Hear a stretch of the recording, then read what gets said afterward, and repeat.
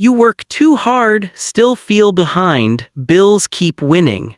Time keeps disappearing, and nobody explains why. There is a quiet kind of pain almost nobody talks about in America. It's not poverty in the dramatic movie sense.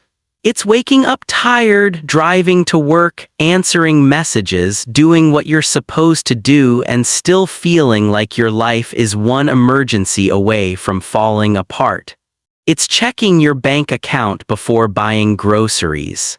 It's watching other people move faster while you feel stuck in the same week, the same paycheck, the same stress, the same mental loop. And the worst part, you start blaming yourself. You think maybe you're lazy. Maybe you're not disciplined enough. Maybe you just need to grind harder. But what if the real problem is not your effort? What if the real problem is that your effort is trapped inside the wrong system? Most people are not stuck because they lack ambition. They are stuck because they were trained to trade their life for survival, then call it responsibility. This audiobook is not about fake motivation. It is about seeing the hidden pattern that keeps hardworking people broke, distracted, exhausted, and emotionally dependent on approval. Step by step, you're going to learn how to stop living as a tired worker inside someone else's machine, and start becoming the kind of person who builds leverage, protects focus, controls emotion, makes sharper decisions, and moves toward real freedom. Not fantasy wealth, not overnight luck, but clarity, control, and a different way to play the game. Chapter 1, The Trap Nobody Calls a Trap. What if your exhaustion is not accidental? What if the system is working exactly as designed? Not in some conspiracy way, in a very simple way. Your job gives you just enough money to return next week. Your phone gives you just enough dopamine to forget you're unhappy. Your bills give you just enough fear to avoid risky moves. Your environment gives you just enough comfort to delay your real life. And slowly, without noticing it, you become loyal to a life you don't even want. That is the first trap.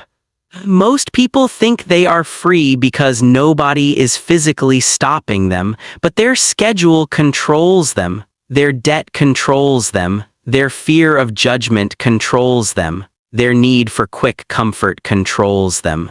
And by the time they finally notice, years have passed. Picture a man named Marcus. He lives outside Dallas. He is 32, works full-time, makes decent money on paper, and still feels broke by the 20th of every month. Every morning, he wakes up before sunrise, scrolls for 10 minutes, tells himself he needs to stop doing that, then scrolls for another 20. He gets in the car, sits in traffic, listens to people online talk about financial freedom, then walks into a building where his entire day belongs to someone else. He answers emails, he attends meetings, he fixes problems, he smiles when he wants to disappear, then he comes home tired, orders food he knows he shouldn't buy, watches videos he doesn't remember, and tells himself, "I'll start changing my life next week." But next week looks exactly the same. This is the part nobody sees. Marcus is not lazy, he is not stupid, he is not weak, he is trapped in a psychological loop. Stress drains his energy, low energy creates avoidance, avoidance creates guilt. Guilt creates more stress, then stress pushes him back toward cheap comfort. And cheap comfort keeps him from doing the difficult thing that would actually change his life. That loop is more dangerous than most people realize. Because when you live inside it long enough, you stop dreaming in clear pictures, you start dreaming in escapes. A weekend, a vacation, a tax refund, a new phone, a random raise, a lottery ticket, a miracle. You don't build a life. You survive one emotional payment at a time, and that is why work harder is such incomplete advice.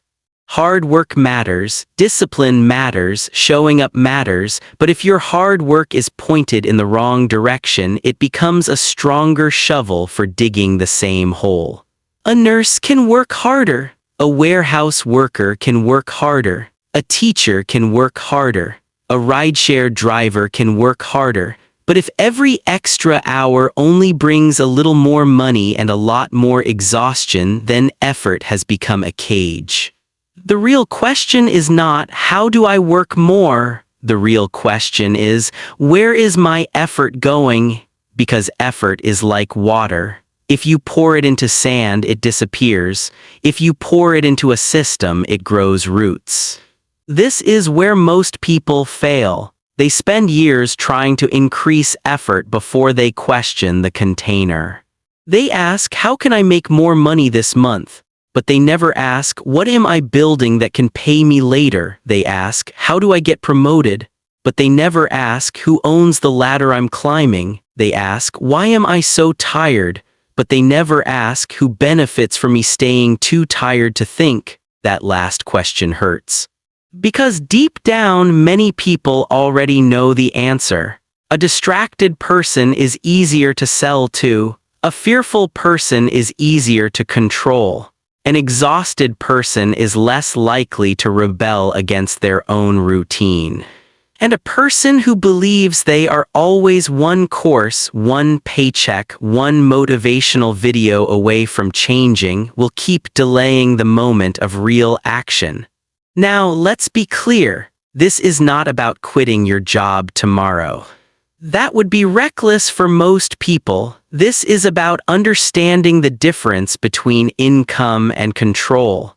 Income is money coming in. Control is power over how money comes in. Most people only chase income. They want a better salary, more overtime, a higher hourly rate, a side hustle that gives them another set of tasks. But control asks a deeper question. Can your skill create value without you being present every second? Can your knowledge become an asset? Can your attention become an audience? Can your experience become a service, product, system, or reputation? Can 1 hour of focused effort today keep working for you next month?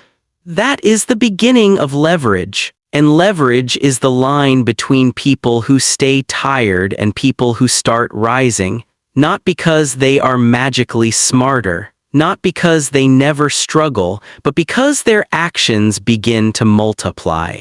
One smart connection creates 10 opportunities. One strong piece of content reaches thousands of people. One useful product sells while you sleep.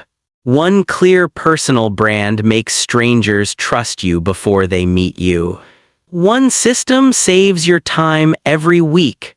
Small levers, big movement. But before you can build leverage outside of you, you have to stop leaking power inside of you. That means protecting your focus, because focus is the first currency. Before money, before influence, before discipline, before opportunity, there is attention. Where your attention goes, your life slowly follows. If your attention belongs to apps, drama, fear, gossip, comparison, and emotional impulses, then your future is being written by whatever grabs you fastest. And modern life is designed to grab you fast. Your phone does not care about your purpose. The algorithm does not care about your savings account. The feed does not care if you become confident, healthy, skilled, wealthy, or free. It only cares that you stay, so Marcus gets home from work and tells himself he is resting. But he is not resting, he is being emptied. Real rest restores you, fake rest sedates you. That difference can change your life. Real rest makes tomorrow stronger, fake rest makes tomorrow heavier. And millions of people are not undisciplined, they are overstimulated. Their brain is constantly being pulled from one signal to another until deep work feels impossible. Then they wonder why they can't build anything meaningful. But you cannot build a new life with a shattered mind. You cannot become financially sharp while emotionally scattered. You cannot make bold moves while addicted to tiny distractions. This is why the first step is not becoming rich.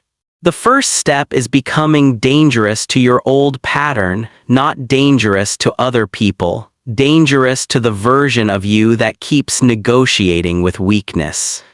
Dangerous to the excuses that sound reasonable, dangerous to the routine that keeps stealing years quietly.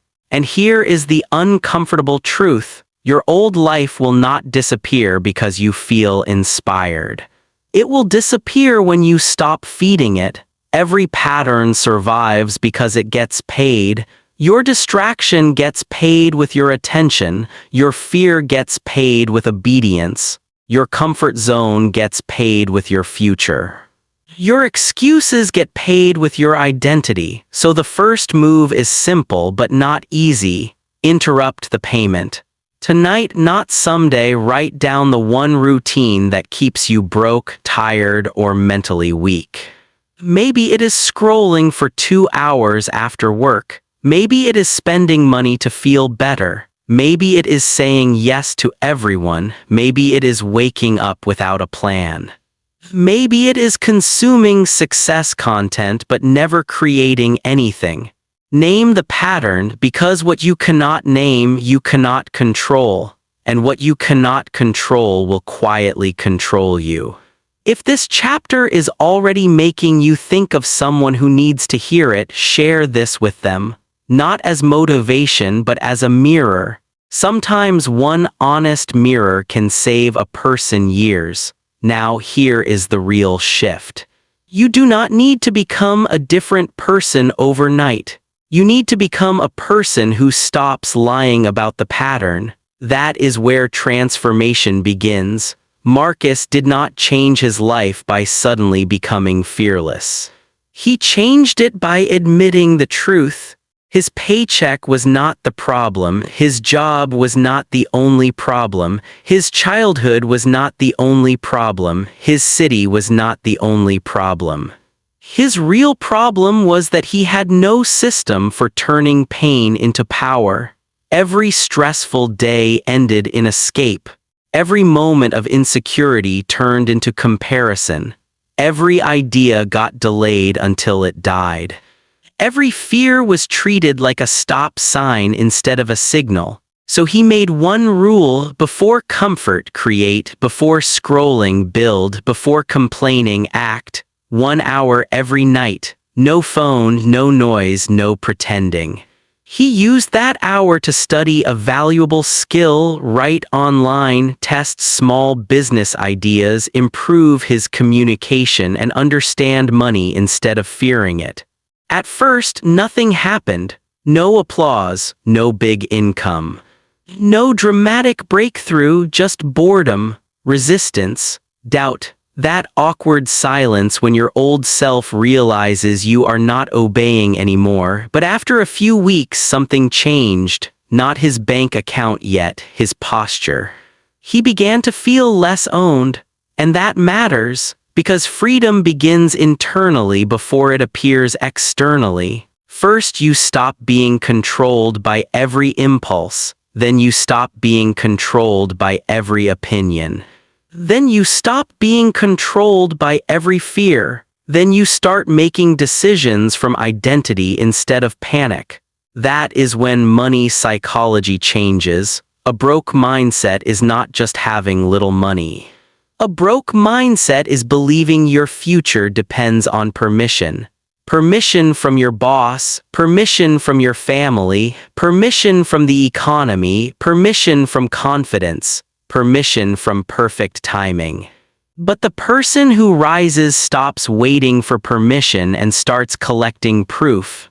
Small proof, daily proof, proof that they can focus, proof that they can learn, proof that they can finish, proof that they can create value, proof that they can survive discomfort, proof that they can move even while afraid, and proof compounds. That is the secret most people miss. Confidence does not arrive first. Confidence is built from evidence. You act. Then you trust yourself more, you keep promises, then your self-image changes. You build small systems, then your life stops feeling random. You create value, then opportunities begin to notice you. This is not magic. This is psychology. The brain believes what behavior repeats. So if you repeat avoidance, your brain believes you are helpless. If you repeat action, your brain begins to believe you are powerful. Chapter 1 is the awakening. Not the full solution, the awakening, because before you learn leverage, ownership, influence, emotional control, and wealth-building strategy, you need to see the cage clearly. The cage is not just your job. The cage is not just money. The cage is the pattern that makes you trade your future for temporary relief. Break that pattern and the entire game changes. Because the fastest way to get rich is not chasing cash with panic. It is becoming the kind of person who can create value repeatedly, stay emotionally controlled under pressure, see opportunity early, and build systems instead of excuses. And in the next chapter, we go deeper into the first real weapon of that transformation, focus, because whoever controls your focus controls your future. Chapter 2, whoever owns your focus owns your future. What if your biggest financial problem is not money? What if it is attention? Because before a person loses control of their bank account, their discipline, their health, or their future, they usually lose control of their focus. And in modern America, focus is under attack every hour of the day. You wake up and the first thing waiting for you is a screen. Before your feet touch the floor, the world is already inside your head. Someone is angry. Someone is richer. Someone is more attractive, someone bought a house, someone got promoted, someone is traveling, someone is selling you a system that promises to fix your life in 30 days. And without noticing it, your mind starts the day reacting instead of directing. That is dangerous, because the life you build is shaped by what you repeatedly give attention to. A scattered mind creates a scattered life. A focused mind creates leverage, and leverage is impossible when your attention is constantly being rented out to everything except your own future. Think about a woman named Kayla. She lives in Phoenix, works a customer support job, and wants to build something of her own. She has ideas, a small online business, a faceless YouTube channel, a digital product. Maybe a service helping local businesses with social media. Nothing unrealistic, nothing impossible. But every night when she finally gets home, she tells herself she will work on it after dinner. Then dinner becomes a little scrolling. Scrolling becomes a video. The video becomes a rabbit hole. The rabbit hole becomes midnight, and midnight becomes shame. She plugs in her phone, turns off the light, and whispers the same sentence millions of people whisper silently every night. Tomorrow, I'll do better. But tomorrow is not a plan. Tomorrow is where weak systems go to hide. This is the part nobody sees. Kayla does not lack ambition. She lacks protected attention. And protected attention is the foundation of self-mastery. Most people think discipline means forcing yourself to do difficult things when you feel motivated.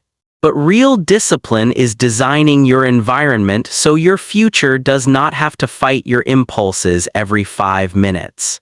Because your impulses are fast, your goals are quiet. Your impulses scream now, your goals whisper later. Your impulses offer comfort immediately. Your goals ask for sacrifice before they give proof. That is why distraction wins so often. Not because distraction is stronger than purpose, but because distraction is closer. It is in your pocket. It is beside your bed, it is open on your laptop. It is waiting in the notification bar with a tiny red circle that feels more urgent than your future. And the modern economy understands this better than most people do. There are billion-dollar companies studying how to keep you engaged. They test colors, sounds, timing, emotional triggers, endless feeds, short videos, outrage, desire, comparison, and fear. They are not guessing, they are engineering. And if you walk into that battle with only "I should be more disciplined," you are bringing a candle to a wildfire. But this is where most people fail. They try to fix distraction with guilt. They call themselves lazy, they promise to change, they watch another productivity video, they download another app, they make another schedule, then the same pattern returns. Why? Because guilt does not build focus, systems build focus. You do not rise by hating your weakness. You rise by removing its food. If your phone steals your first hour every morning, the solution is not to try harder while it sits beside you. The solution is to charge it across the room, or outside the bedroom, or use a real alarm clock. If social media eats your best mental energy, the solution is not to trust your mood. The solution is to block it during your creation hours.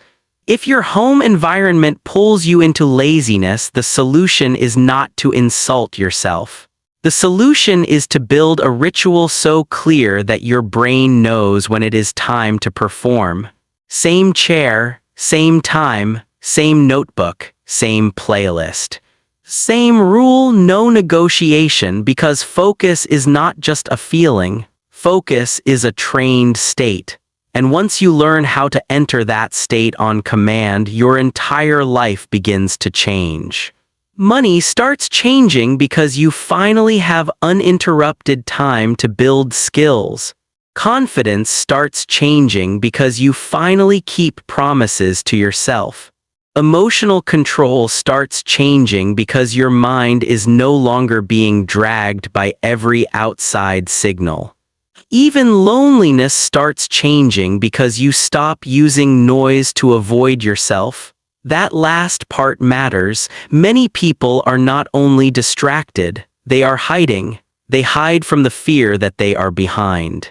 They hide from the pain of wasted time. They hide from the uncomfortable truth that nobody is coming to rescue them. So the phone becomes a shelter. Entertainment becomes anesthesia, busyness becomes identity. And distraction becomes a way to avoid grief, because it hurts to admit you have been abandoning your own potential. It hurts to look at your life and realize you are not stuck because you have no options. You are stuck because the options require a version of you that your current habits keep destroying. That is the emotional core of this problem. You do not need more information. You need more command over your attention. Kayla eventually hit her breaking point on a Sunday night. Nothing dramatic happened. No one insulted her. No disaster arrived. She just looked at her screen time report and saw that she had spent more than 30 hours that week on her phone. 30 hours, almost a full work week, gone, not invested, not remembered, not converted into money, skill, health, or connection, just consumed. And for the first time, she did not say, "I need to stop being lazy." She said something more powerful. "My life is leaking." That sentence changed everything. Because when you see distraction as a leak, you stop moralizing it and start repairing it. You stop asking, "What is wrong with me?" You start asking, "Where is my energy escaping?" That question is practical. That question gives power back, so she made a rule called the first 90. The first 90 minutes after work belonged to her future. Not her boss, not her phone, not her friends, not the algorithm, her future. She would come home, eat something simple, put her phone in another room, and work for 90 minutes on one valuable asset. At first, it was ugly. She wanted to check messages. She felt bored. She felt restless. She felt the strange anxiety that appears when the brain is no longer being constantly entertained. This is the part nobody sees. When you first remove distraction, you do not feel peaceful. You feel withdrawal. Your mind starts looking for stimulation like a starving animal. That does not mean you are failing. It means you are detoxing from scattered living.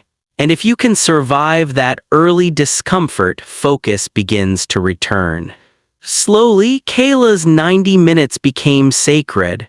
She used them to study copywriting, then to write sample ads, then to offer free help to 3 small businesses, then to land her first paying client. Not a fortune, not a miracle. But proof, and proof is fuel. One small win did something motivation never could. It made her believe the future was not imaginary. That is why focus creates wealth faster than random hustle. Because focus turns effort into progress. Random hustle creates motion. Focused effort creates assets. Random hustle makes you feel busy. Focused effort makes you dangerous. Random hustle says, I did a lot today. Focused effort asks, did I build anything that can grow? That question separates survival from transformation. Because if every day is filled with activity but nothing compounds, you are just spinning inside a prettier cage. So here is the lesson. Your future needs a protected room inside your day, not a vague intention. A room, a block of time that belongs to the life you say you want. For some people, it is early morning before the house wakes up. For others, it is late night after work. For others, it is lunch break in a parked car, reading, planning, writing, learning, building. It does not need to be perfect. It needs to be defended. Because the world will not respect time you do not protect, people will interrupt it, apps will invade it, fatigue will negotiate with it, fear will question it, comfort will seduce it. And your old identity will try to pull you back into the familiar version of yourself. But this is where most people fail. They think focus is about feeling ready. It is not. Focus is about returning. You get distracted, then return. You get tired, then return. You lose a day, then return. You fall into old habits, then return. The person who wins is not the person who never slips. It is the person who refuses to turn a slip into a lifestyle. That is emotional control. That is discipline. That is self-mastery. And that is where the money game begins to shift. Because once you can control your attention for 1 hour, you can learn a high-income skill. Once you can control it for 90 days, you can build an asset. Once you can control it for a year, you can become unrecognizable, not because life becomes easy, but because your energy finally stops bleeding into things that do not pay you back. Your focus is your first empire, before the land, before the cars, before the bank balance, before the freedom, before the respect. There is one quiet decision. I decide where my mind goes. And when a person can truly say that, they are no longer easy to control.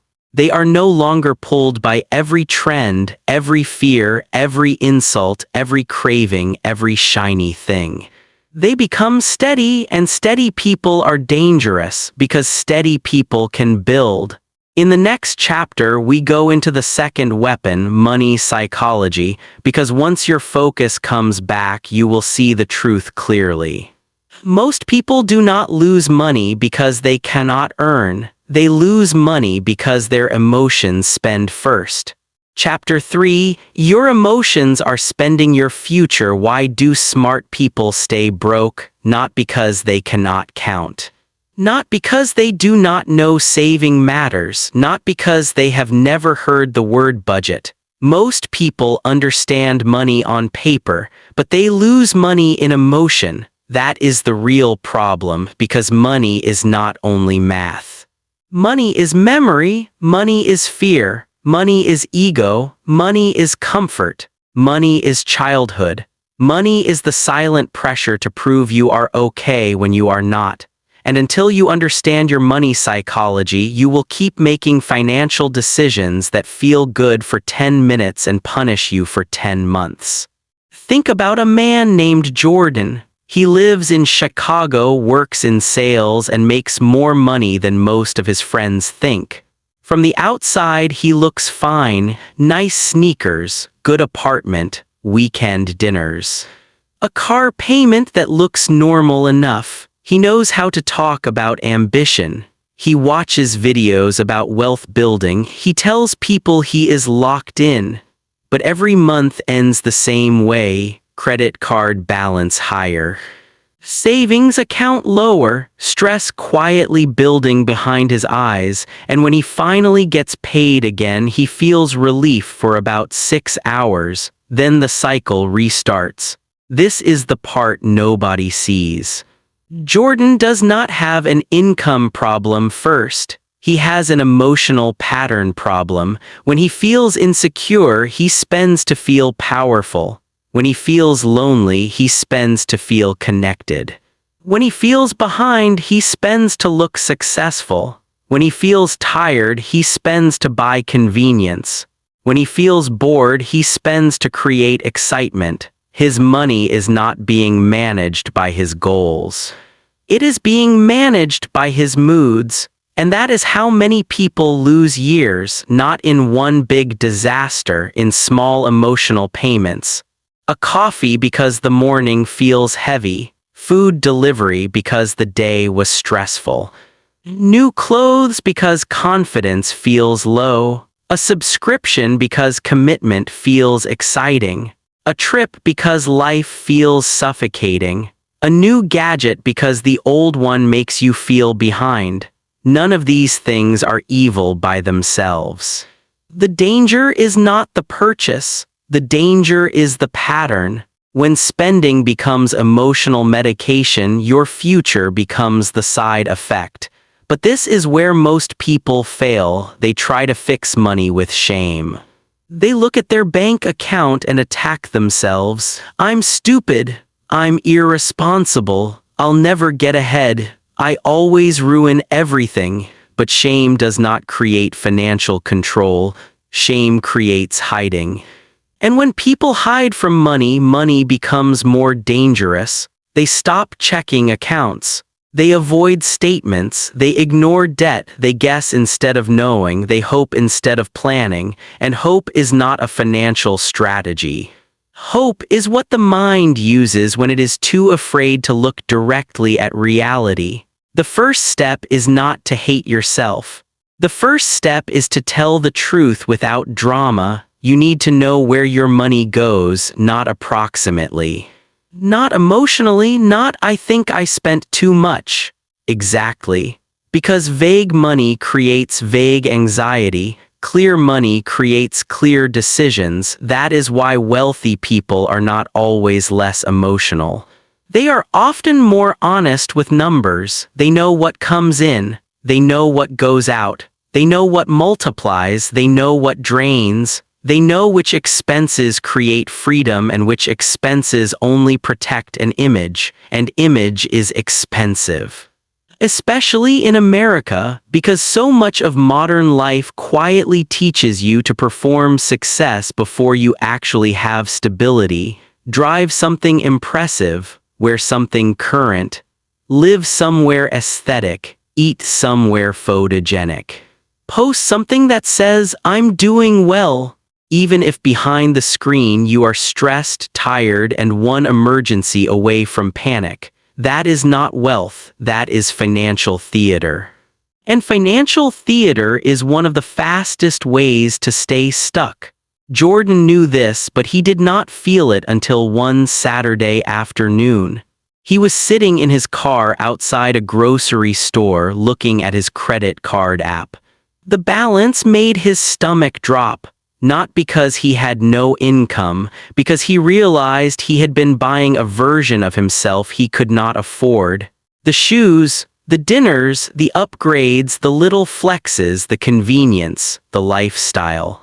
It was not random, it was identity spending. He was using money to say, "I'm not behind." But the more he tried to prove he was not behind, the further behind he became. This is the part nobody sees. A lot of people are not broke because they are careless. They are broke because they are emotionally exhausted from pretending they are confident, pretending they are fine, pretending they do not care what others think. Pretending the job is enough, pretending the debt is normal, pretending the stress is temporary, but pretending has a price. And eventually the bill comes due. So Jordan made one rule that changed his life. No emotional spending for 24 hours. If he wanted something outside his basic needs, he had to wait one full day. Not because he was never allowed to enjoy life, but because he needed to separate desire from impulse. That one pause exposed everything. Half the things he wanted at night felt pointless by morning. Half the purchases that felt urgent were just stress wearing a costume. Half the needs were emotional reactions.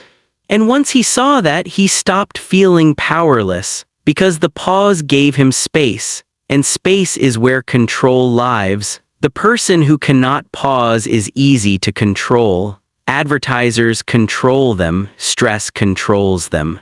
Loneliness controls them, ego controls them, comparison controls them, but the person who can pause becomes dangerous. They can feel desire without obeying it. They can feel insecurity without financing it. They can feel stress without buying relief. That is emotional control. And emotional control is one of the most underrated wealth skills in the world, because building wealth requires delayed gratification, not forever deprivation. Not living like a machine, but choosing future power over present performance. There is a difference between spending to live and spending to escape. There is a difference between enjoying money and using money to avoid pain. There is a difference between rewarding yourself and bribing yourself to survive a life you refuse to change. That last sentence matters, because many people spend too much because their life feels too small. They are not buying items. They are buying moments where they feel less trapped.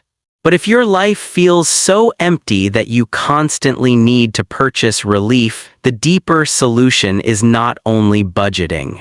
The deeper solution is building a life you do not need to escape from. That begins with redirecting money toward power. Every dollar has a job. Some dollars protect you. Some dollars feed you. Some dollars entertain you.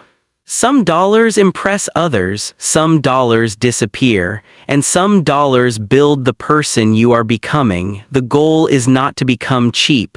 The goal is to become strategic. Cheap asks, "How can I spend nothing?" Strategic asks, "What does this purchase turn into?" Does it turn into skill, health, time, freedom, ownership, a better network, a calmer mind, a stronger future, or does it only turn into a short emotional high? That question can save you thousands of dollars. It can also save your identity. Because every purchase is a vote for the person you are becoming. When you spend on distraction, you vote for escape. When you spend on appearance, you vote for approval. When you spend on learning, assets, health, and tools that multiply your ability, you vote for freedom. And enough votes become a life. But this is where most people fail. They think the rich get rich only because they earn more. But many people earn more and stay broke at a higher level. Their income rises, but their emotional spending rises with it. Better job, better apartment, better car, better restaurants, better vacations, same anxiety, same lack of control. Same empty savings account. That is lifestyle inflation. It is what happens when your ego grows faster than your wisdom, and if you do not control it early, every raise becomes another chain. So here is the practice. For the next 7 days before any non-essential purchase, ask yourself 3 questions. Am I buying this from peace or pressure? Will this matter 7 days from now? Does this move me toward freedom or deeper into performance? Those questions are simple, but if you answer honestly, they will expose the pattern. And once the pattern is exposed, you can begin to redirect. Not perfectly, not dramatically, but consistently. Maybe you cancel 3 subscriptions. Maybe you cook instead of ordering delivery twice this week. Maybe you create a small emergency fund. Maybe you pay down 1 debt. Maybe you invest in a skill instead of buying another thing to look successful. Maybe you stop trying to impress people who would not help you if everything fell apart. That is power. Quiet power. The kind nobody claps for at first. If this message is hitting a little too close to home, save it and come back to it before your next impulse purchase. Sometimes the difference between staying stuck and taking control is one honest pause. Jordan's life did not change because he became rich overnight. It changed because he stopped letting emotion drive the car. He started checking his accounts every morning without panic. He gave every dollar a roll. He built a small emergency fund. He sold things he bought for status. He stopped going out with people who only bonded through spending. He started using money as a tool instead of a costume, and something strange happened. He felt richer before he became richer, not because he had more, because he was leaking less. That is the first financial victory. Stop the leaks. Then build the engine. In the next chapter, we go deeper into the engine itself, leverage. Because once your focus is protected and your money is no longer controlled by emotion, the next question becomes simple. How do you make your effort multiply? Chapter 4. Stop selling time, start building leverage. Why do some people work less and earn more? That question makes people uncomfortable, because the honest answer exposes the entire game. Most people were taught that income should be tied to effort. Work more hours, get more pay, push harder, earn more, and on the surface that sounds fair, but life does not reward fairness. Life rewards leverage. That is why 2 people can both work 10 hours a day and end up in completely different worlds. One person ends the day exhausted with nothing left except a paycheck. The other person ends the day with a system, an audience, an asset, a relationship, or a skill that keeps growing after the work is done. Same 24 hours, different machine. That is the difference between labor and leverage. Labor ends when you stop. Leverage keeps moving. A paycheck is not bad. A job is not shameful. Stable income can protect you while you build. But if your entire life depends on constantly selling your time, then your freedom is always limited by your calendar. There are only so many hours you can work, only so many shifts you can take, only so much stress your body can carry, only so many late nights your mind can survive before ambition turns into resentment. This is the part nobody sees. People do not burn out only because they are weak. They burn out because they are trying to create freedom with a tool that was designed for survival. Time for money can feed you. It can stabilize you. It can give you a starting point, but it rarely sets you free by itself. Freedom begins when your effort starts multiplying. Think about a guy named Anthony in Atlanta. He worked in a repair shop, good with his hands, sharp mind. Reliable, the kind of person everyone called when something broke, but every month felt tight. He could fix almost anything except the feeling that his life was not moving. The problem was simple.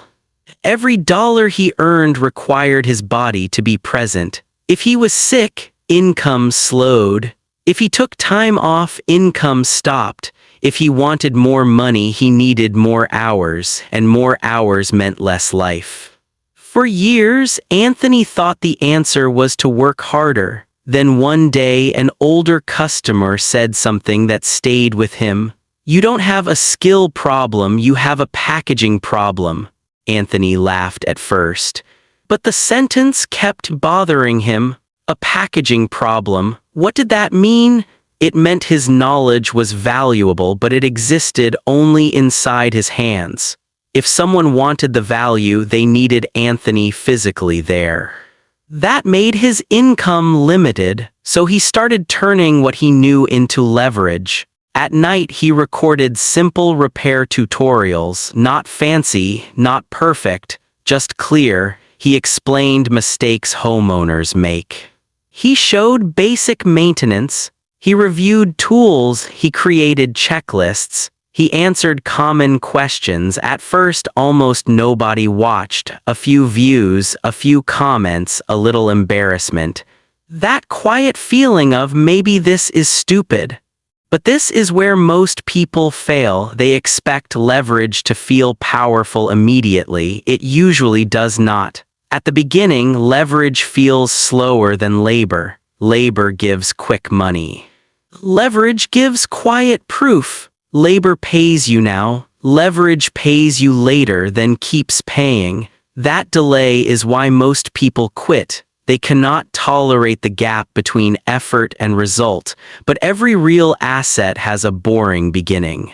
A YouTube channel starts with invisible videos, a business starts with awkward first offers, a skill starts with confusion, a network starts with one uncomfortable message, a product starts with a rough version.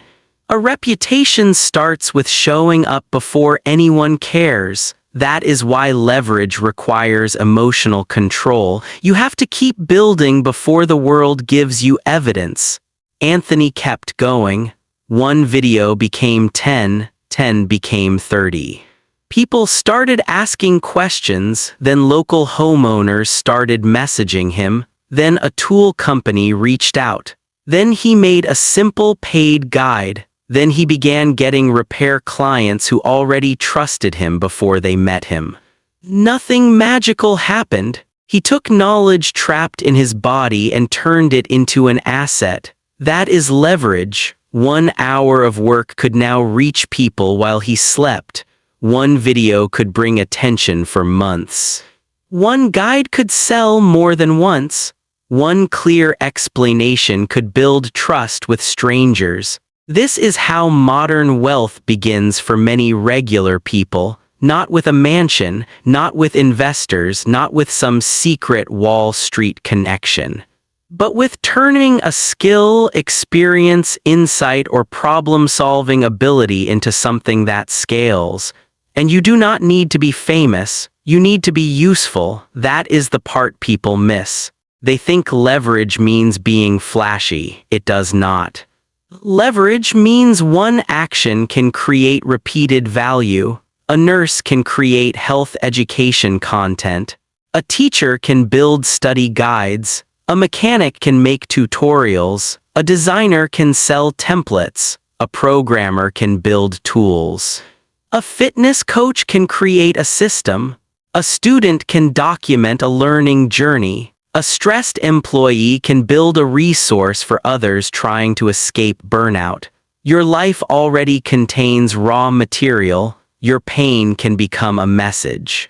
Your skill can become a product. Your experience can become guidance. Your discipline can become proof. Your story can become trust, but only if you stop hiding it. Most people underestimate what they know because it feels normal to them.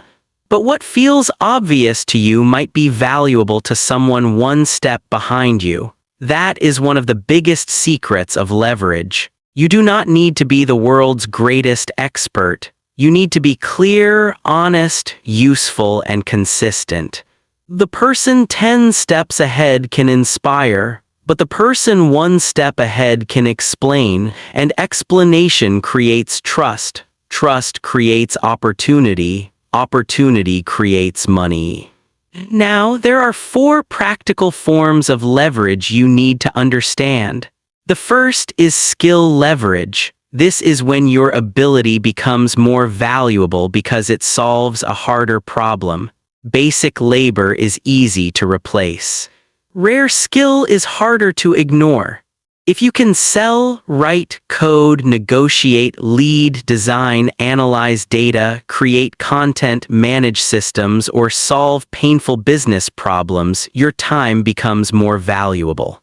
But skill alone is not enough. A hidden skill does not create freedom. So the second form is attention leverage. Attention is not vanity. Attention is distribution. If people know what you can do, your opportunities multiply.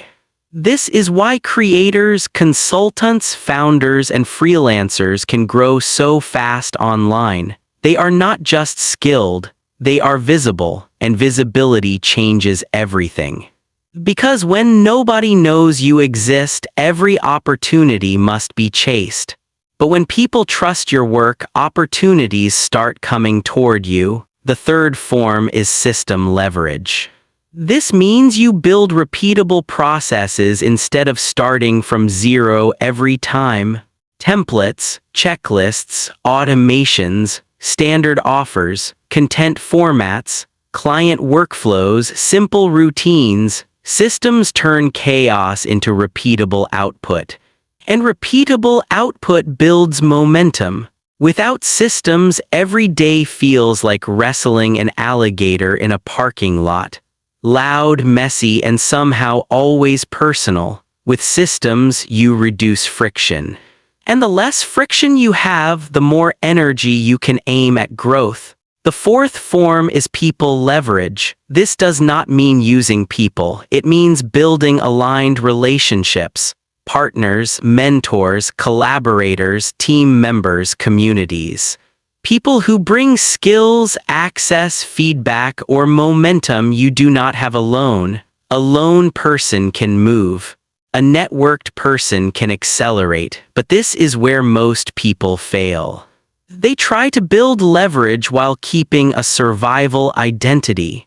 They want freedom, but they still think like an employee of their own dream. They wait for someone to assign the next step. They wait for permission. They wait until everything feels safe. They ask, "What if I fail?" But a builder asks a better question. "What can I test?" That question changes the nervous system. Failure feels final. Testing feels useful.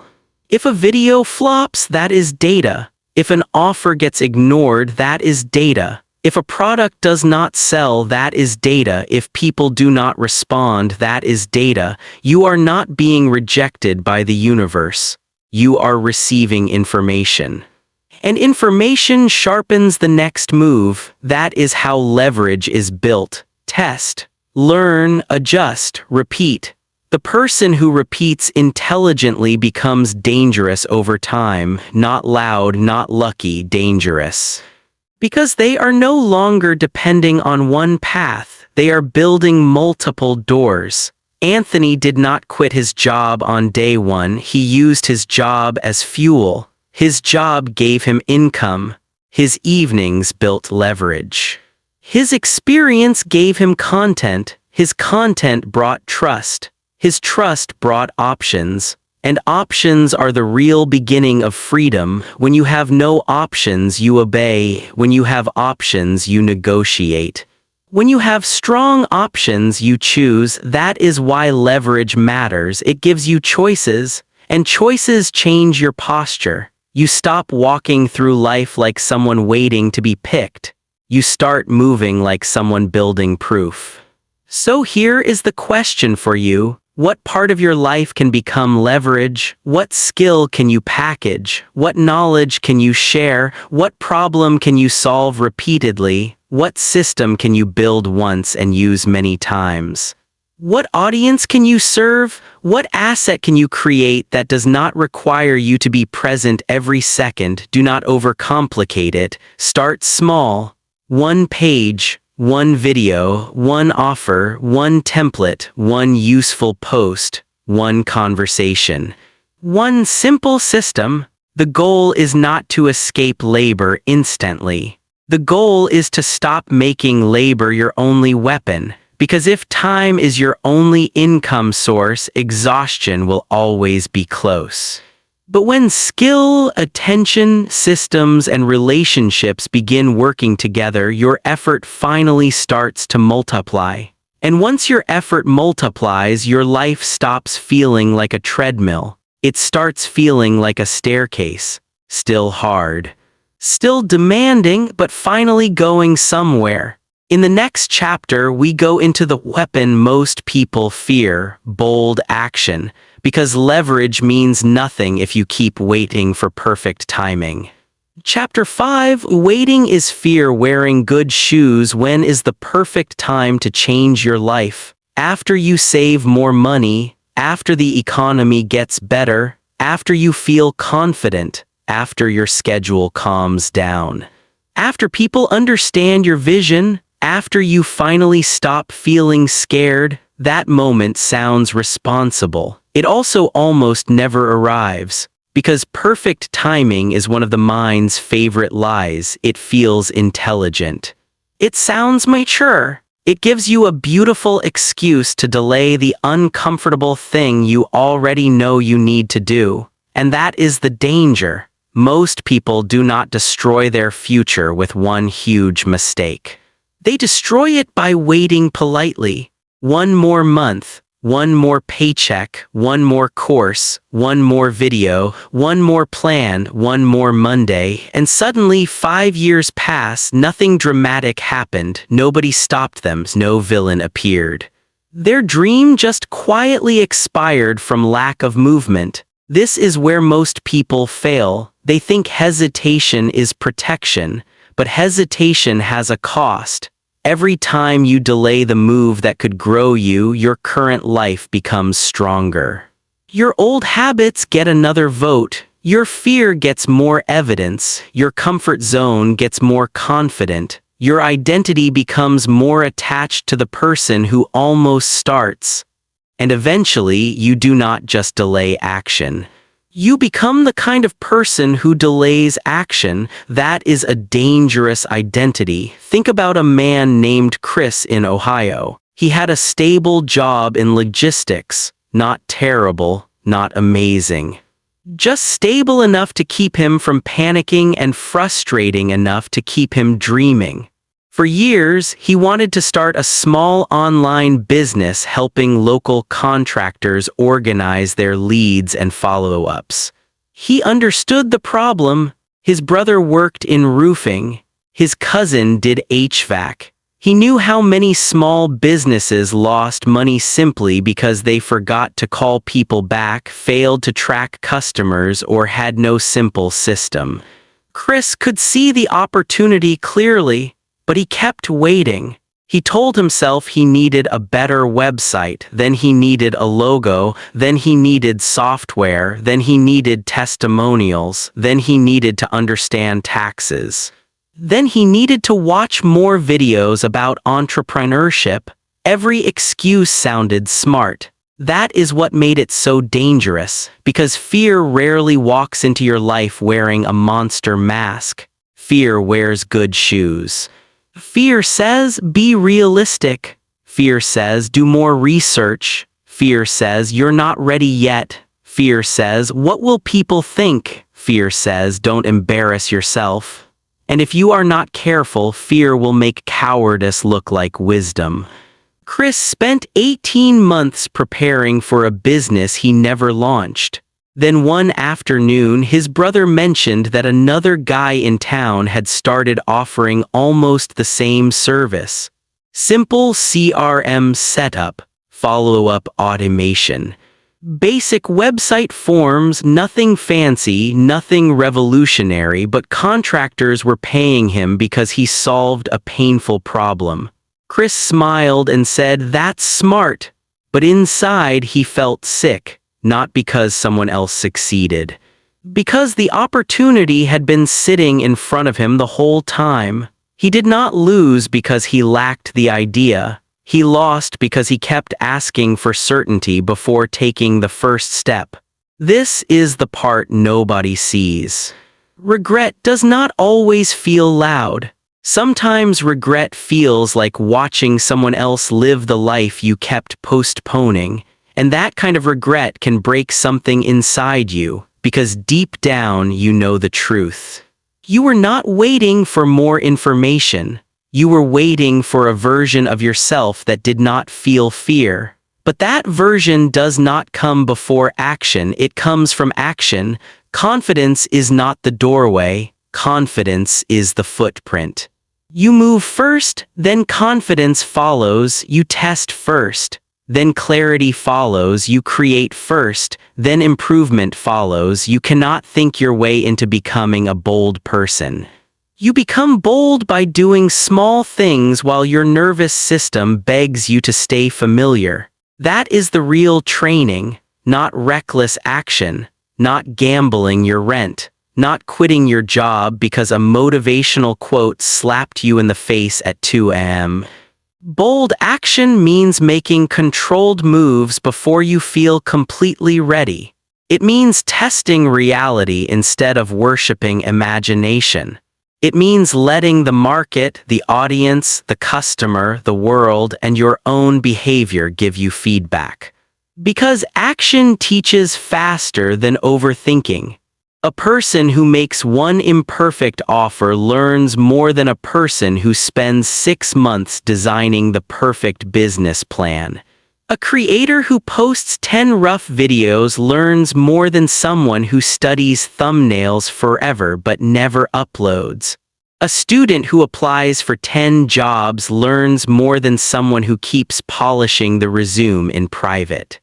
A future entrepreneur who speaks to 5 real customers learns more than someone who keeps guessing what people want.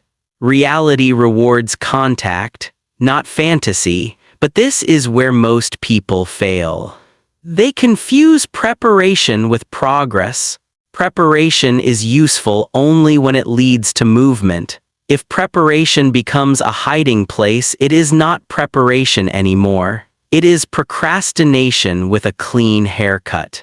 And it will steal your life while making you feel productive. You bought the notebook. You made the plan, you organized the folder, you watched the expert, you saved the quote, you imagined the result, but did you touch the real world?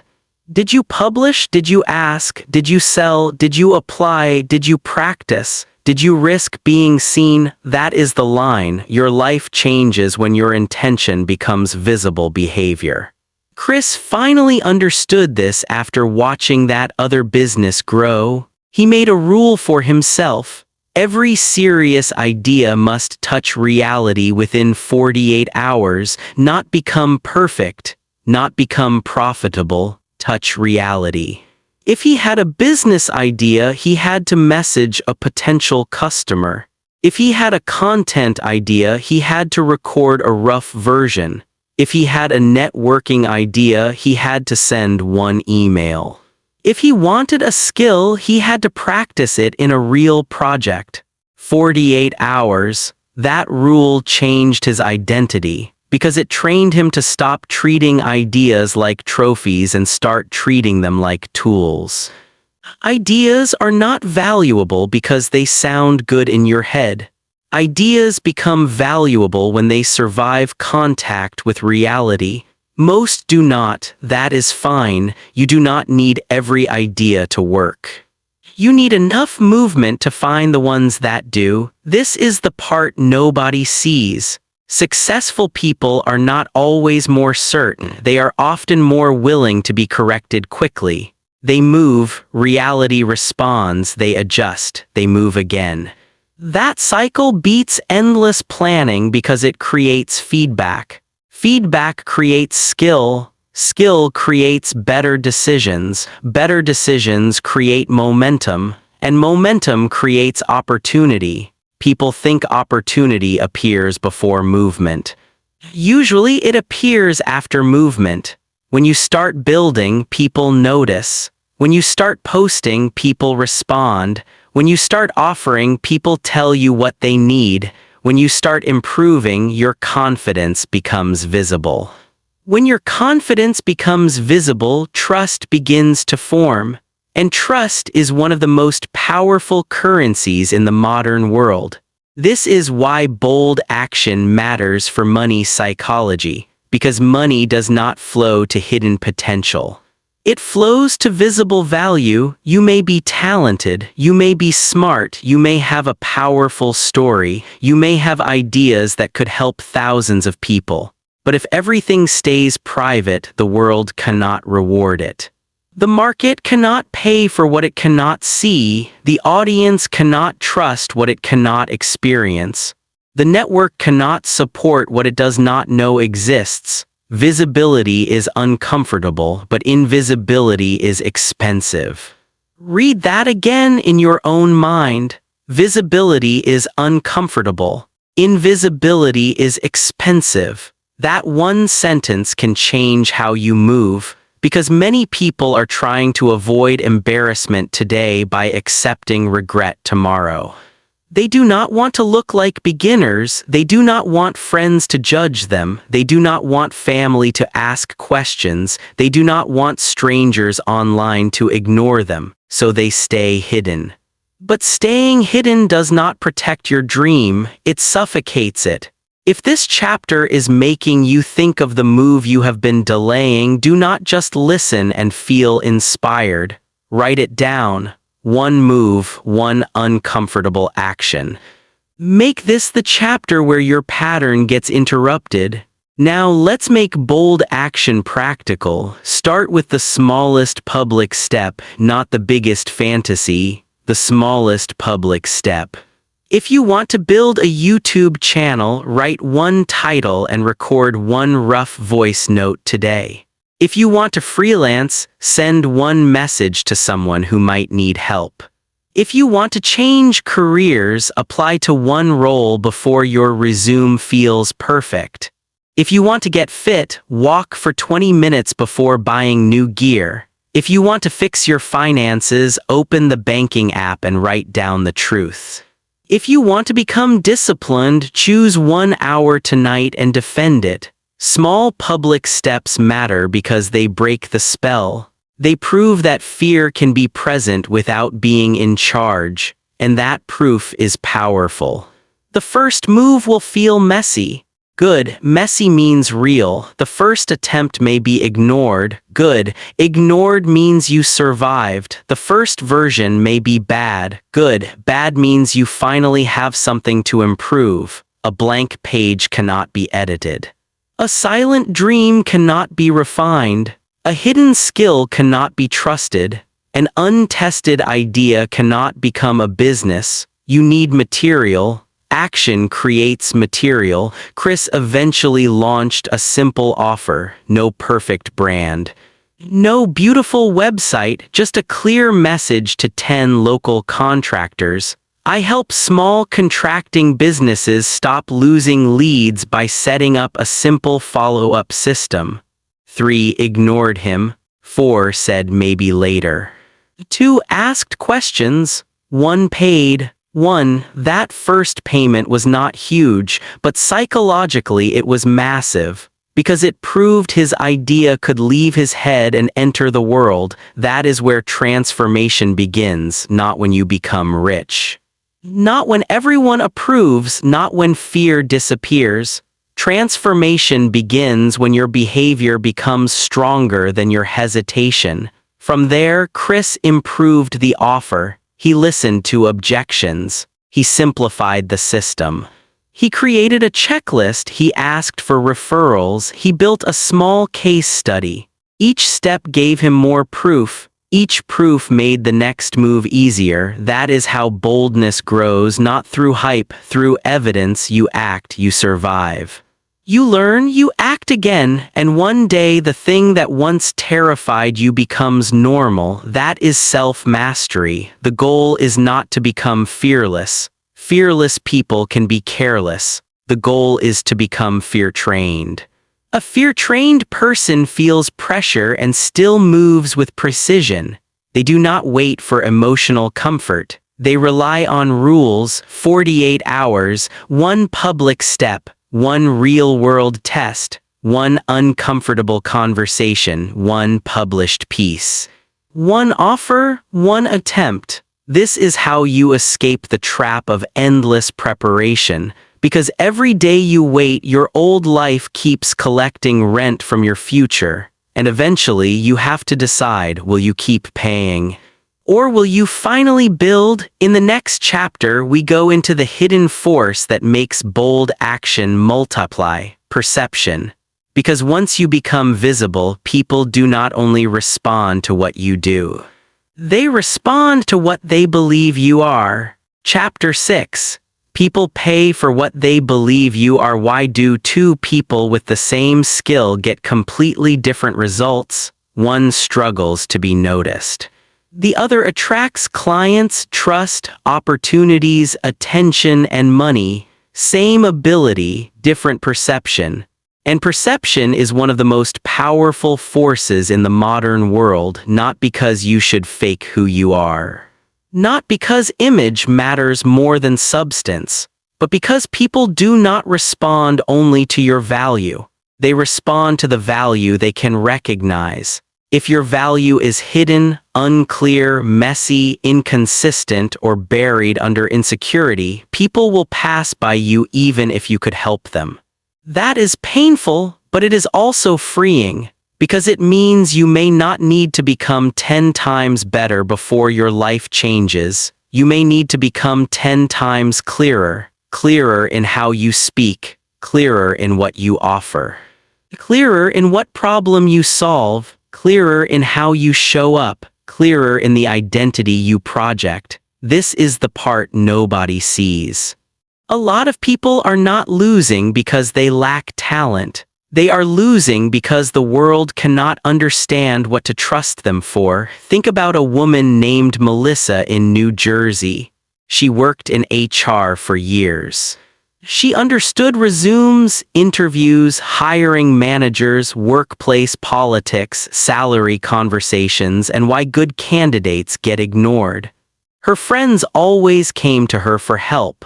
She could take a messy resume and make it sharp. She could coach someone through an interview until they sounded confident. She had real skill. But online, nobody knew. Her profile said something vague like, helping people reach their potential. Her posts were random. One day career advice. Next day a quote. Next day silence for 3 weeks. Then a long post apologizing for being inactive. She wanted to build a career coaching side business, but nothing was moving, not because she was bad. Because her perception was blurry, and blurry people do not create trust fast. When people are stressed, confused, or desperate for a solution, they look for signals. They want to know, does this person understand my problem? Have they solved it before? Can I trust them? Are they consistent? Do they seem calm, clear, and capable? That is perception. Perception is the bridge between your ability and other people's belief. Without that bridge, your skill stays trapped. But this is where most people fail. They hear the word perception and think it means pretending, so they reject it. They say, I don't want to be fake. Good, do not be fake. Fake confidence is fragile. Fake authority eventually collapses. Fake success becomes a prison, but strategic perception is different. Strategic perception means making your real value easier to see. It means presenting yourself with intention. It means not forcing people to dig through confusion to understand your strength. A restaurant does not serve excellent food on a dirty plate and say, "Well, real people will understand." A book does not hide its title and blame readers for not buying. A movie does not release without a trailer and hope the audience magically senses the story. Packaging is not the enemy of value. Packaging carries value. And in your life, your communication is packaging. Your consistency is packaging. Your reputation is packaging. Your appearance, tone, habits, and online presence are packaging, not because they define your soul, because they shape the first doorway into your value. Melissa did not need to invent a fake personality. She needed a sharper message. So she changed one thing. Instead of saying she helped people reach their potential, she started saying, "I help burned-out professionals get better jobs without sounding desperate." That sentence worked because it named a real pain. Burnout, career fear, job search insecurity, the need to look confident when you feel behind. Suddenly, people understood. Then she built everything around that one message. Her posts became specific: how to answer salary questions, how to explain a career gap, how to stop sounding nervous in interviews, how to rewrite a resume when you feel underqualified, how to leave a toxic job without panic. She was not louder, she was clearer, and clarity created trust.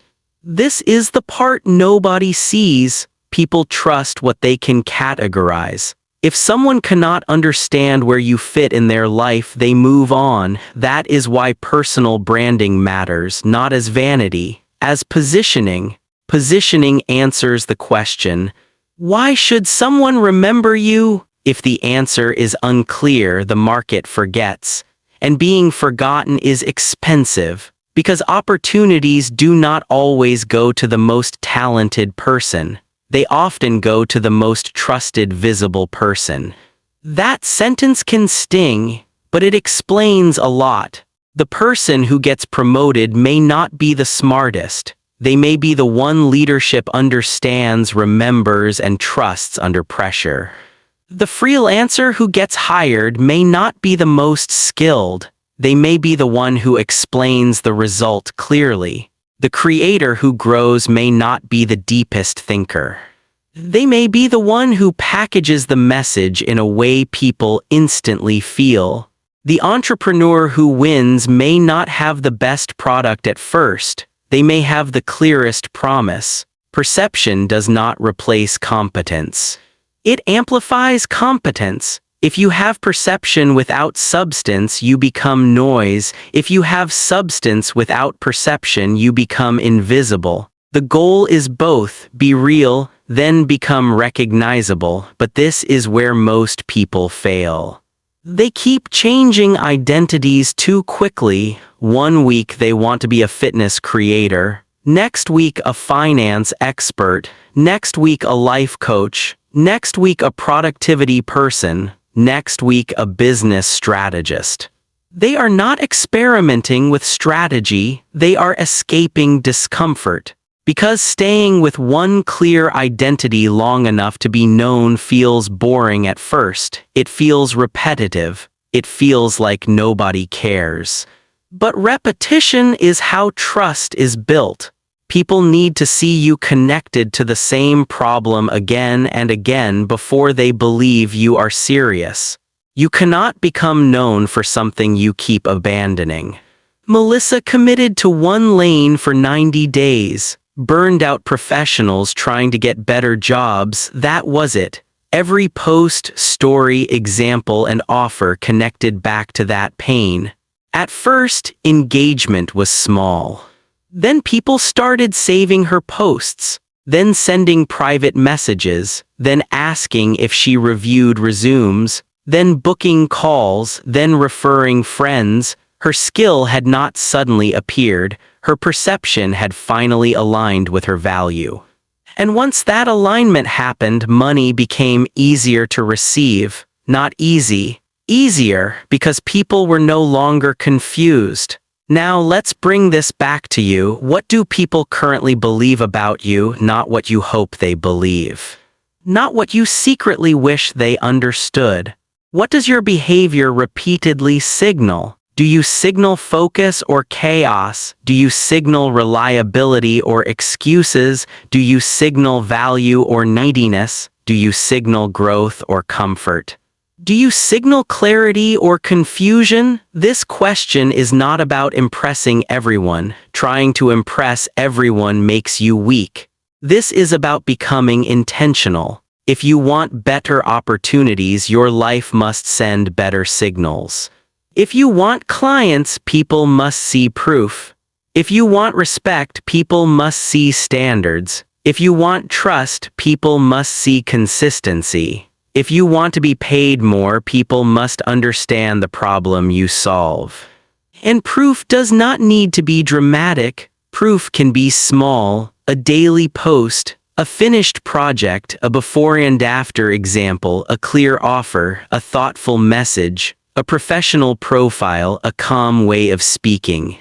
A habit of doing what you said you would do, a portfolio, a case study, a repeated demonstration of competence. Proof is what turns claims into belief. Anyone can say, "I'm disciplined."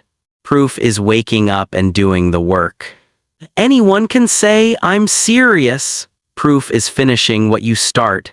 Anyone can say, "I can help." Proof is showing how you helped. Anyone can say, "I'm building." Proof is building where people can see. That is why perception and action must work together. Action creates substance. Perception makes substance visible. Together they create authority, and authority changes how people treat you, not because you demand respect. Because your presence answers doubt before you speak. This is when opportunities start moving differently. A manager trusts you with bigger responsibility. A client replies faster. A stranger follows because your message feels specific. A partner reaches out because your direction looks stable. An audience listens because your voice sounds grounded. Money follows trust. Trust follows proof. Proof follows repeated action. That chain is simple, but most people break it by hiding. They wait until they feel impressive. They wait until they have perfect results. They wait until nobody can criticize them. But you do not build perception by waiting in private. You build it by showing your work while you improve. There is a quiet power in becoming visible before you are perfect. It tells the world you are not just dreaming. You are moving. And movement is magnetic. The modern world is crowded with people talking about what they might do. The rare person is the one doing it in public with patience, humility, and consistency. Be that person, not loud, not fake. Not desperate, clear, useful, steady. Because once people know what you stand for, what problem you solve, and why they can trust you, your life begins to attract different conversations. And different conversations create different opportunities. Melissa did not become free in 1 month, but she stopped being invisible. And that was the beginning. Because before the market can reward you, the market has to recognize you. Before people can trust you, they need repeated signals. Before money can move toward you, value must become visible. So ask yourself today, what am I making easy for people to believe about me? If the answer is nothing, then the next move is clear. Choose the problem, show the proof, repeat the signal, build the reputation. In the next chapter, we go deeper into the emotional danger of becoming visible, criticism. Because the moment you start rising, some people will not clap, they will test whether you are serious. Chapter 7, Criticism is the price of becoming visible. What happens when you finally start changing? People notice. And when people notice, they react. Some will support you. Some will ignore you, some will quietly study you, and some will try to pull you back into the version of you they understood. That is the part nobody prepares you for. Everyone talks about discipline, money, focus, and leverage, but very few people talk about the emotional cost of becoming visible. Because once you start moving differently, you disturb the room. Your growth becomes a mirror. Your discipline reminds others of their excuses. Your ambition exposes their delay. Your confidence threatens the quiet agreement everyone made to stay the same. And if you are not emotionally trained, criticism can send you right back into hiding. That is why this chapter matters, because the same person who can survive hard work may still collapse under judgment. The same person who can stay up late building a business may still quit because 3 people laughed. The same person who can dream about wealth may still be controlled by the fear of being misunderstood. And if your nervous system needs approval before it acts, your future will always belong to other people. Think about a guy named Daniel in Sacramento. He worked in an office job that paid the bills but drained his soul. For years, he wanted to create videos about personal finance for working-class Americans, not flashy finance.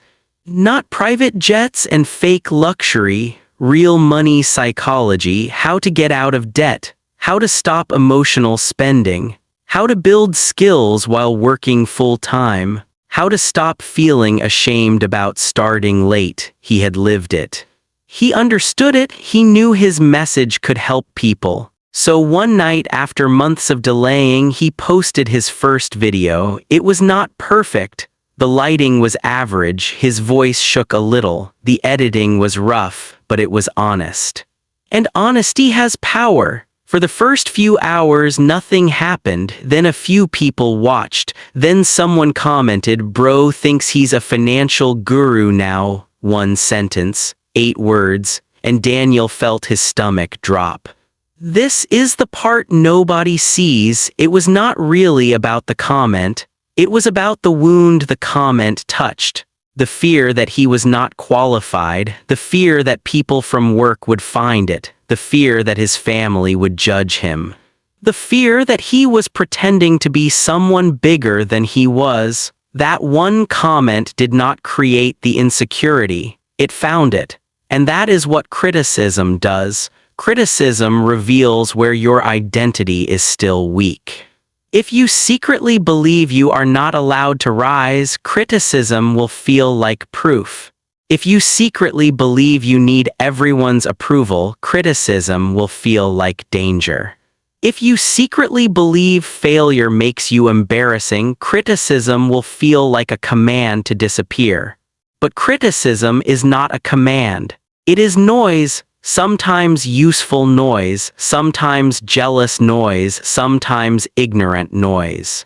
Sometimes honest feedback wrapped in bad delivery. Your job is to learn the difference, because not all criticism is equal. Some criticism is data, some criticism is projection, some criticism is insecurity wearing a loud voice.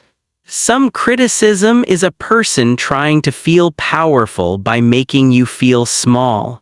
And some criticism is actually valuable if your ego is strong enough to hear it. But this is where most people fail. They treat every negative opinion like a verdict. One person doubts them and they stop. One comment stings and they delete the post. One friend jokes about their business and they go quiet. One family member says, "Be realistic," and they shrink their dream. That is not emotional control. That is emotional slavery. Because if strangers, coworkers, relatives, or old friends can control your movement with a sentence, then you are not building your life. You are waiting for social permission, and social permission is a trap. Most people will only fully approve of your growth after it becomes undeniable. At the beginning, they doubt. In the middle, they question. Near the breakthrough, they get uncomfortable. After the results, they say they always believed in you. That pattern is old. Do not take it personally. People often reject what they cannot imagine yet. And if they cannot imagine themselves changing, they may struggle to imagine you changing too. Daniel almost deleted the video. He opened the app, hovered over the button, then paused. That pause saved him, because he asked himself a better question. Do I want my future decided by someone who spent 10 seconds mocking my first attempt? That question cut through the emotion. Because when you say it plainly, it sounds ridiculous. Why would you give life-changing power to someone who has built nothing for you? Why would you let a bored stranger become the gatekeeper of your courage? Why would you let people who fear their own potential judge yours? This is the part nobody sees. Your dream does not only need discipline, it needs protection, not from failure, from emotional contamination. You must protect your mind from voices that have no investment in your growth. You must protect your focus from people who only know how to criticize movement. You must protect your identity from being shaped by those who benefit from you staying familiar. That does not mean you become arrogant. Arrogance says, nobody can teach me. Strength says, not everyone is qualified to direct me. There is a difference. A strong person can listen without obeying. They can receive feedback without collapsing. They can admit mistakes without losing self-respect. They can be disliked without becoming unstable. That is self-mastery. And self-mastery is what allows you to keep moving when visibility becomes uncomfortable. Daniel made a rule: he would not respond to criticism for 24 hours. No emotional replies, no deleting out of panic. No defending himself to people committed to misunderstanding him. 24 hours. That space gave him control. By the next day, the comment felt smaller. The mission felt bigger, so he posted again, then again, then again. Some videos failed, some comments were rude, some friends joked. But other people started messaging him privately. One woman said his video helped her finally open her debt statements. One man said he felt less ashamed about starting over at 38. Another person said, I needed this today. That changed everything. Because Daniel realized criticism is louder than impact at first, but impact goes deeper. The people who need your voice are often quieter than the people who mock it. Do not confuse loudness with truth. One critic can feel bigger than 100 silent supporters if your mind is untrained. That is why emotional control matters. You need a system for criticism before criticism arrives. Here is the system. First, separate tone from truth. A rude comment may contain useful information, but the disrespect does not get to enter your identity. Take the lesson, leave the poison. Second, check the source. Is this person living with the courage, skill, discipline, or results you respect? If not, be careful how much weight you give their opinion. A person sitting in the stands can scream at the player all day, but screaming is not playing. Third, look for patterns. One negative comment may mean nothing. 10 people saying the same thing may reveal something worth improving. Strong people do not ignore patterns, they study them. Fourth, return to the mission. Why did you start? Who are you helping? What problem are you solving? What future are you building? Criticism becomes less powerful when your purpose becomes clear, because a person with no mission is easily shaken by opinion. A person with a mission has somewhere to return, but this is where most people fail. They want visibility without vulnerability. They want success without judgment. They want money without risk. They want influence without being misunderstood. They want to build something meaningful while staying emotionally invisible. That is impossible. If you want a bigger life, you must become willing to be seen before everyone understands. You must let people misread you. You must let people laugh early. You must let people doubt the first version. You must let people talk while you build, because their noise is not your assignment. Your assignment is to become consistent enough that your results eventually speak a language criticism cannot interrupt. If this chapter is helping you, subscribe and keep this series close. The next chapters are where the transformation gets more practical, and this is the kind of message people need before they quit too early. Now listen carefully. The goal is not to become cold. You are human. Criticism can hurt. Rejection can sting. Being misunderstood can feel lonely, especially when you are building from a place nobody around you understands. But emotional control does not mean feeling nothing. It means feeling the hit without handing over the steering wheel. It means letting the wave pass without letting it choose your direction. It means refusing to make permanent decisions from temporary pain. That is maturity. That is power. Daniel kept posting. After 6 months, his channel was not huge, but it was alive. More importantly, he was alive in a way he had not felt before. He was no longer hiding his mind. He was no longer waiting for everyone to approve. He was no longer treating discomfort as a stop sign. He became stronger because he stayed visible long enough to survive the emotional weather. And that is what you must do. Stay visible, stay useful, stay honest, stay improving. Let criticism sharpen you, not shrink you. Let judgment train your nervous system, not control your future. Let doubt become background noise while your actions become louder. Because the world does not reward the person who avoids every insult. It rewards the person who can keep building while being watched. In the next chapter, we go into the next level of power, your environment. Because even the strongest mind will struggle if it keeps living in rooms designed to keep it small. Chapter 8. Thought for a couple of seconds. Chapter 8. Your environment is either training you or trapping you. Can you become powerful in a place that keeps rewarding weakness? That question is uncomfortable. Because most people want change to be purely internal. They want to believe that if they just become disciplined enough, focused enough, motivated enough, and mentally strong enough, their surroundings will stop mattering. But that is not how human beings work. Your environment is not background decoration.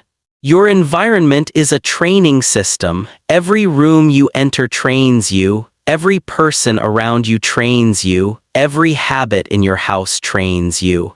Every conversation you tolerate trains you.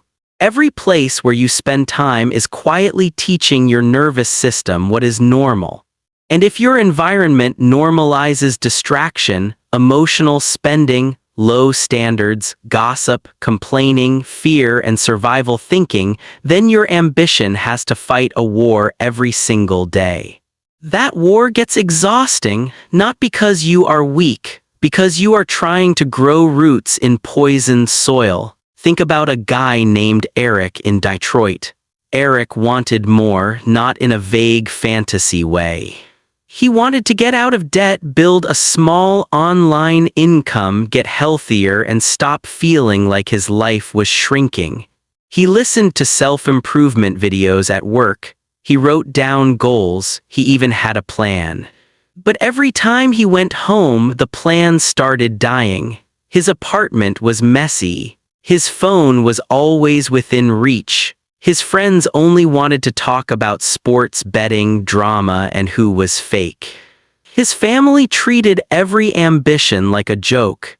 His weekends disappeared into late nights, takeout, alcohol, scrolling, and complaining about Monday. By Sunday evening, he felt heavy. Not physically tired, spiritually tired.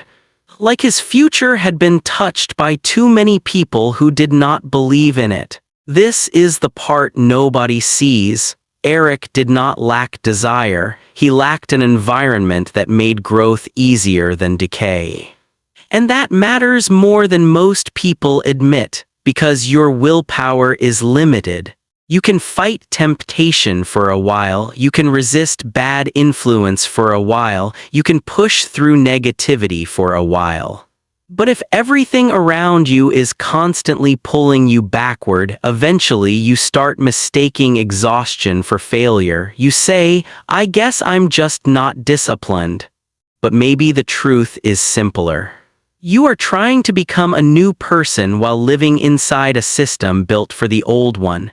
That is why environment design is not optional. It is strategy. If your goal is focus but your desk is chaos, your phone is open, and your room is full of distractions, you are making focus expensive. If your goal is financial control but your friends only bond through spending, eating out, shopping, and flexing, you are making restraint socially painful.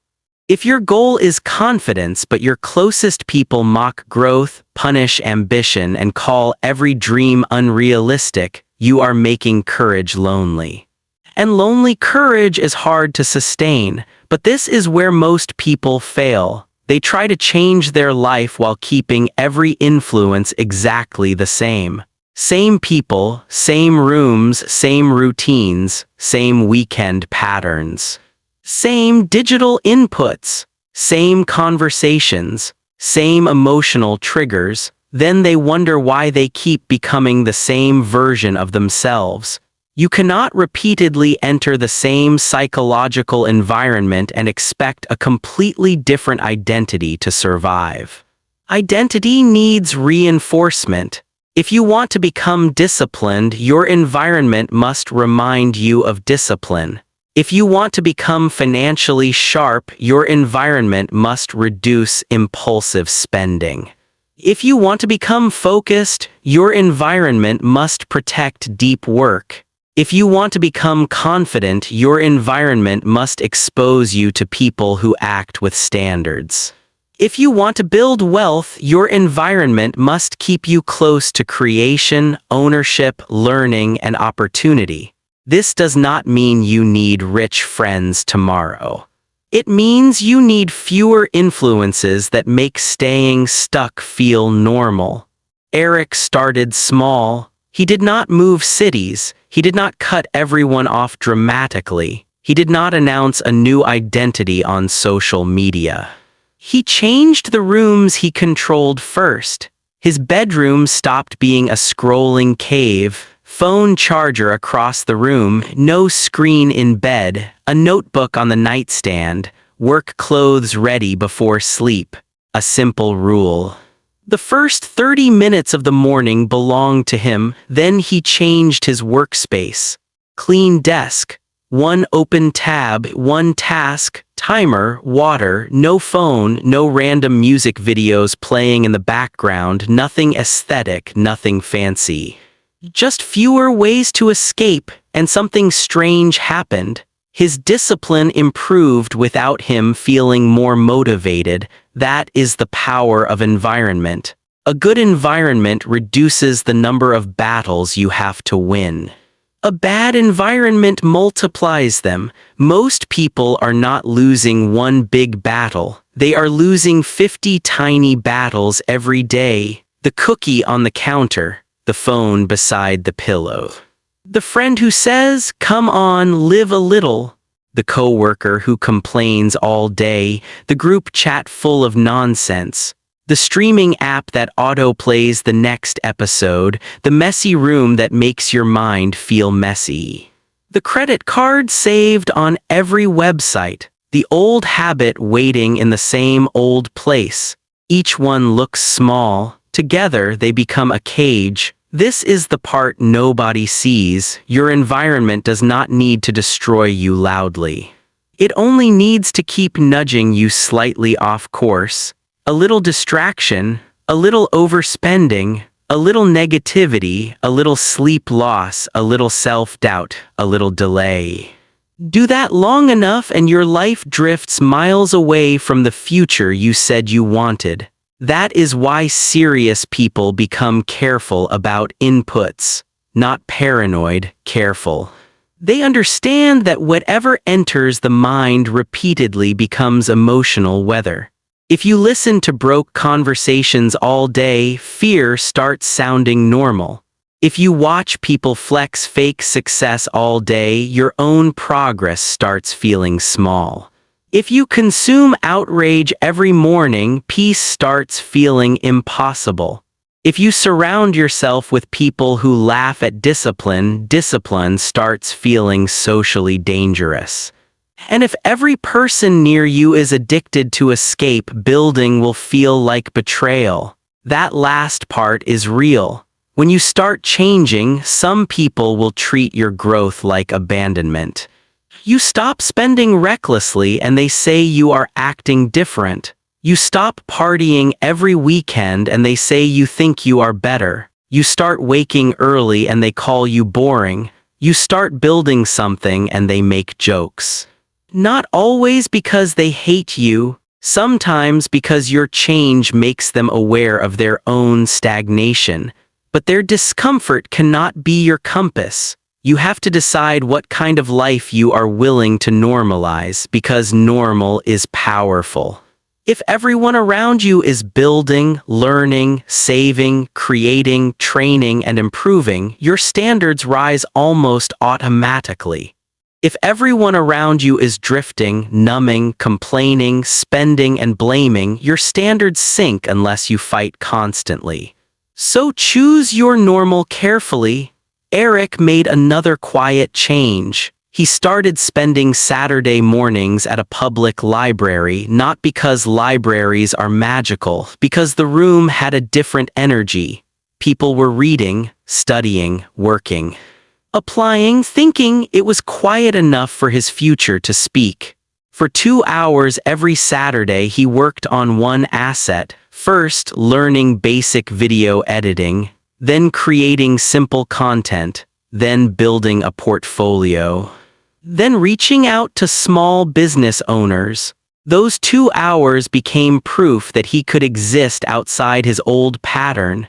And proof matters, because once your brain experiences a different environment, it starts questioning the old one.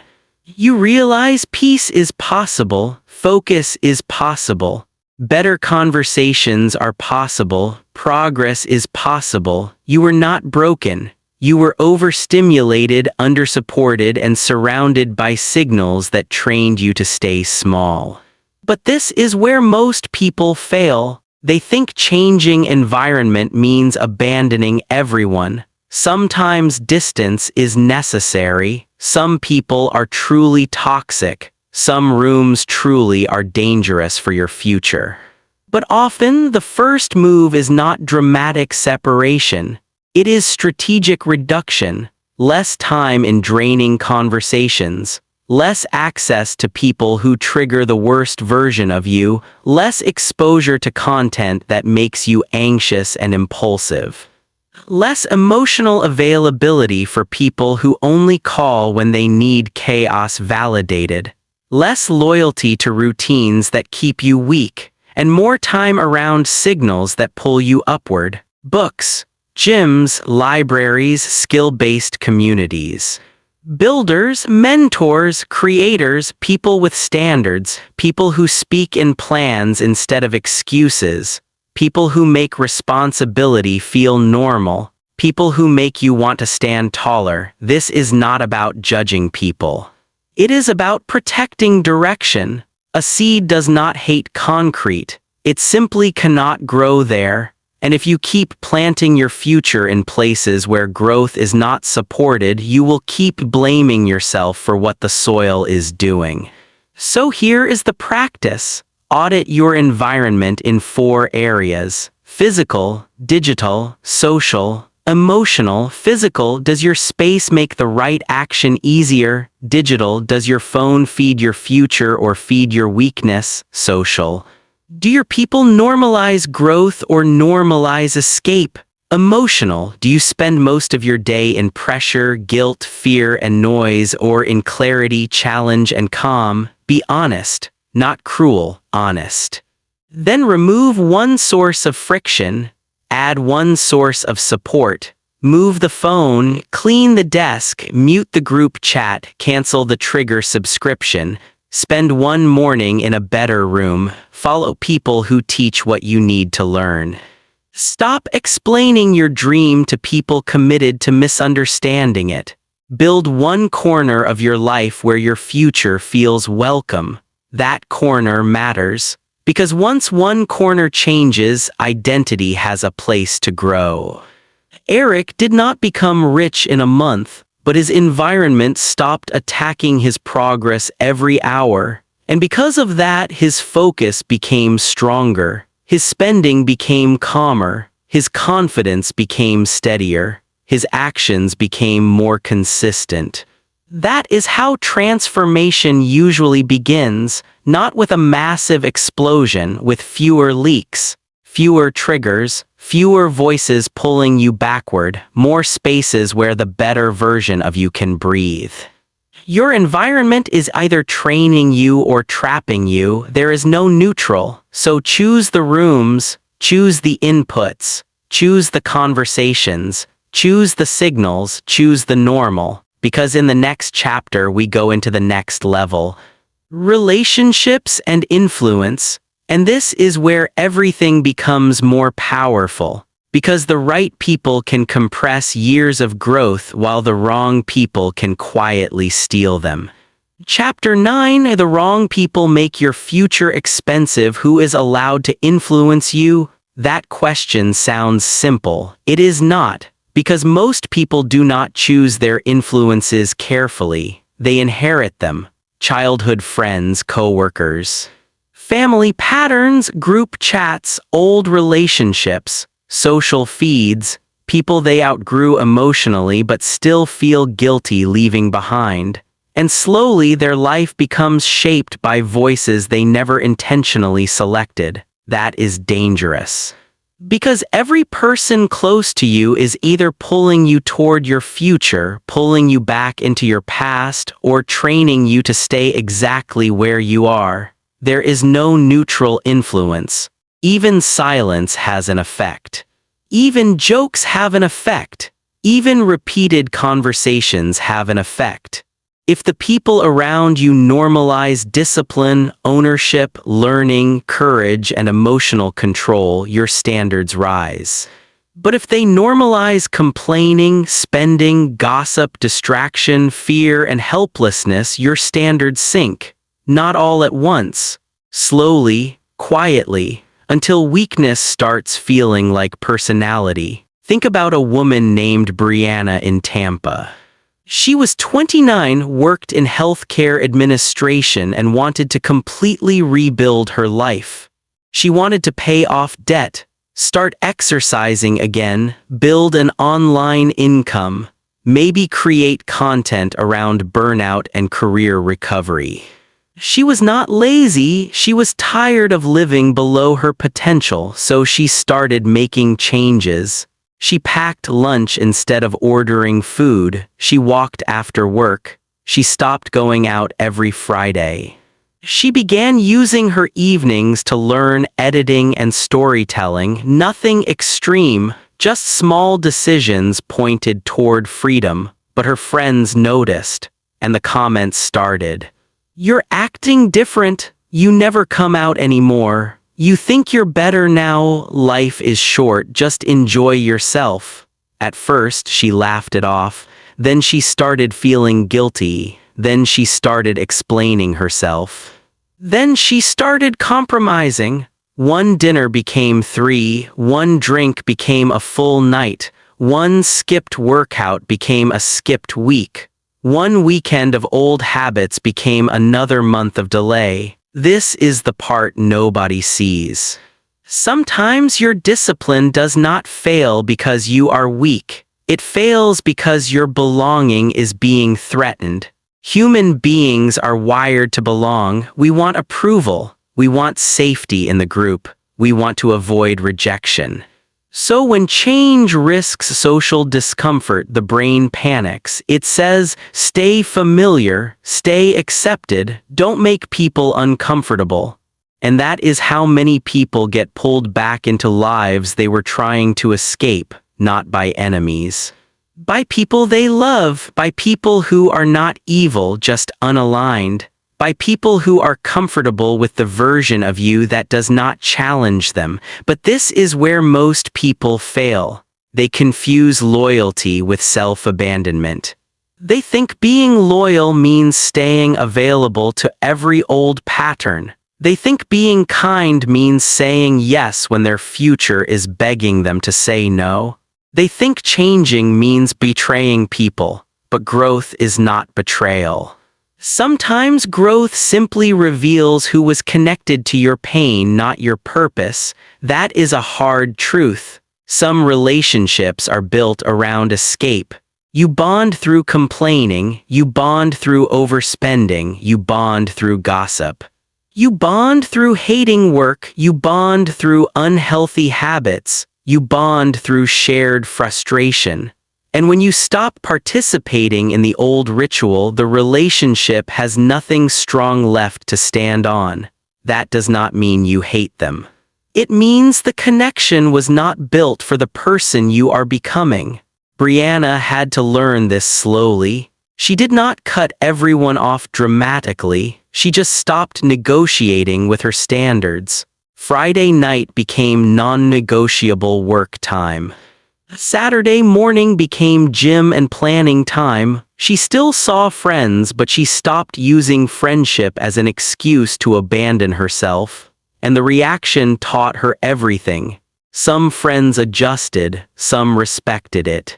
Some even became curious, but a few kept mocking her. They needed her old version back because her new version made them uncomfortable. This is the part nobody sees. When people benefit from your lack of boundaries, they will often call your boundaries selfish. But boundaries are not walls against love. They are walls against self-destruction. You can love people without giving them access to your steering wheel. You can respect your past without letting it manage your future. You can care about others without making your potential a sacrifice. That is emotional maturity. And emotional maturity is a wealth skill. Because wealth is not only built with money, it is built with standards. Who gets your time? Who gets your attention? Who gets your emotional energy? Who gets to speak into your decisions? Who gets to interrupt your focus? Who gets to make you doubt yourself? These are not small questions. These are life design questions because your circle becomes your climate, and your climate shapes what can grow. If your climate is fear, growth becomes difficult. If your climate is excuses, discipline becomes strange. If your climate is drama, peace feels boring. If your climate is ambition, learning, honesty, and action, progress feels normal. That is why one powerful relationship can change your life. One mentor, one serious friend, one business partner, one creator who thinks bigger, one person who refuses to let you lie to yourself. One person who talks in strategies instead of complaints. One person who makes your excuses sound smaller. The right people do not just give advice. They change your standard of normal. They make bigger action feel possible. They make discipline feel less lonely. They make ambition feel less weird. They make your future feel like something you are allowed to build. But this is where most people fail. They wait for the right people to magically appear. They say, I don't know anyone successful. I don't have connections. Nobody around me thinks like this. Maybe that is true right now, but influence is not only physical. In the modern world, you can choose digital mentors before you ever meet real ones. Books, podcasts, long-form videos, communities, online groups, courses, interviews, creators who teach. people who document their process. No, this is not the same as having a real mentor in your life, but it is a start, and a strong digital environment is better than a toxic physical one. If your local circle keeps feeding fear, then your headphones can become a doorway. Your screen can either weaken you or train you. Choose training. Brianna started replacing background noise with better voices. On her commute, she listened to business breakdowns. While walking, she listened to stories of people who rebuilt their lives after debt, divorce, burnout, and failure. At night, instead of scrolling drama, she joined a small online group of people building side projects. For the first time, she was around people who did not laugh at effort. They asked better questions. What did you build this week? What did you learn? What offer are you testing? What habit are you tracking? What result did you get? That changed her. Because better questions create better behavior. If everyone around you asks, "Are you coming out tonight?" you will design your life around escape. If people ask, "What are you building?" you begin designing your life around creation. If this chapter is making you rethink your circle, do not ignore that feeling. Share this with one person who is trying to grow too. Sometimes the right conversation becomes the beginning of a new environment. Now listen carefully. You do not need a huge network, you need a high-quality influence diet. Most people are mentally overweight from consuming too many low-quality opinions. Everybody has advice. Few people have wisdom. Everybody has comments. Few people have results. Everybody has feelings. Few people have discipline, so be selective. Do not take money advice from people who are always financially panicked. Do not take relationship advice from people addicted to chaos. Do not take career advice from people who stopped growing years ago. Do not take confidence advice from people who need constant validation.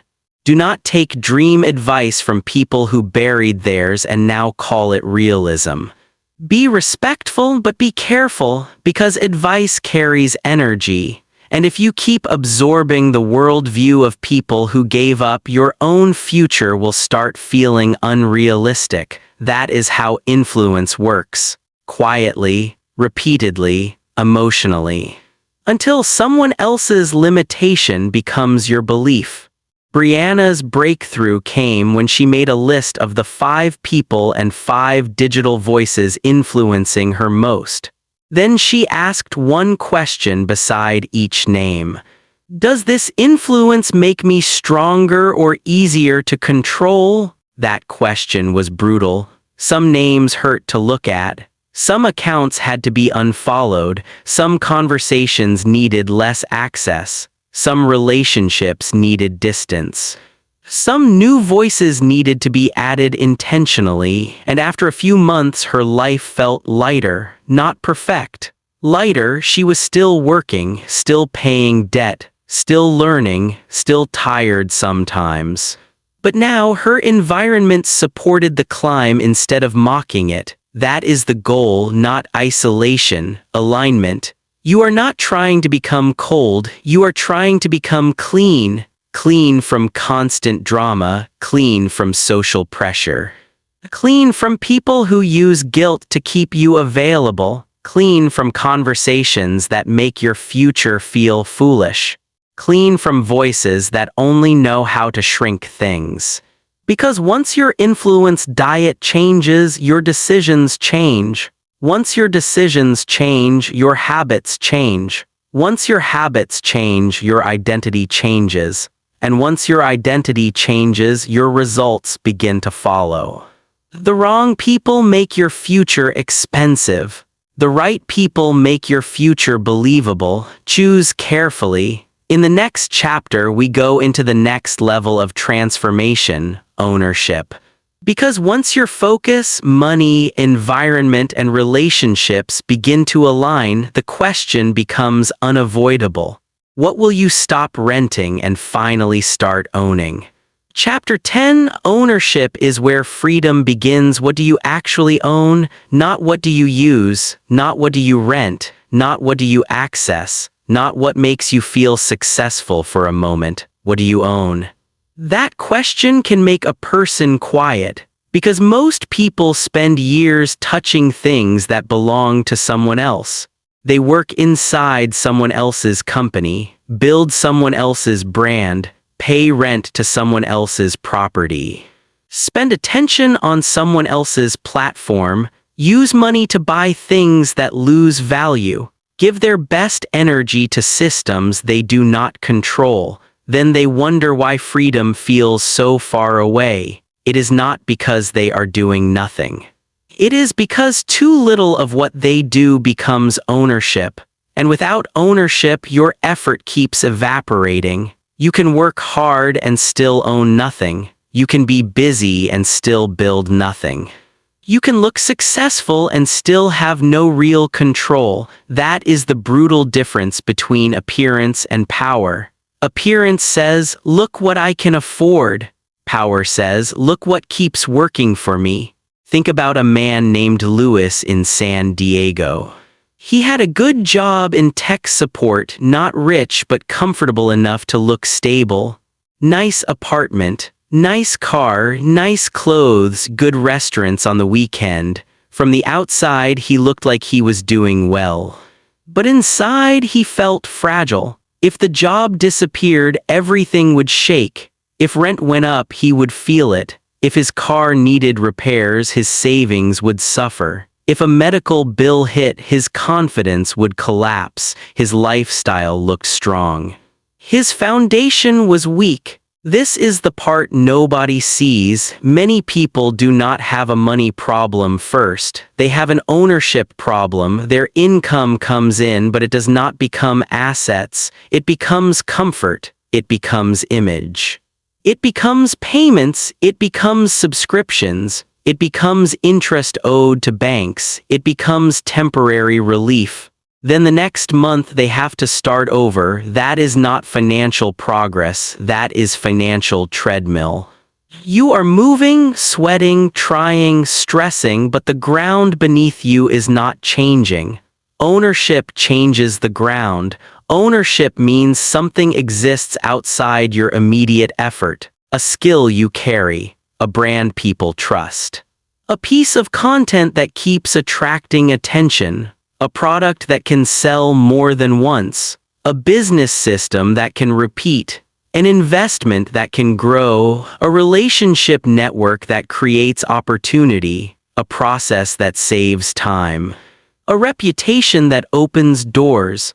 Ownership is anything that gives tomorrow more power than yesterday. That is why it matters, because survival asks, how do I get through this week? Ownership asks, what can I build this week that makes the next year easier? That one question separates the trapped from the strategic. But this is where most people fail. They chase the rewards of ownership before they build the base. They want passive income before active skill. They want business profit before customer understanding.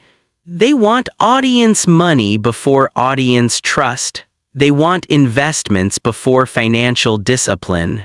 They want freedom before systems. They want the fruit before the roots. And when results do not come quickly, they quit. But ownership has a price.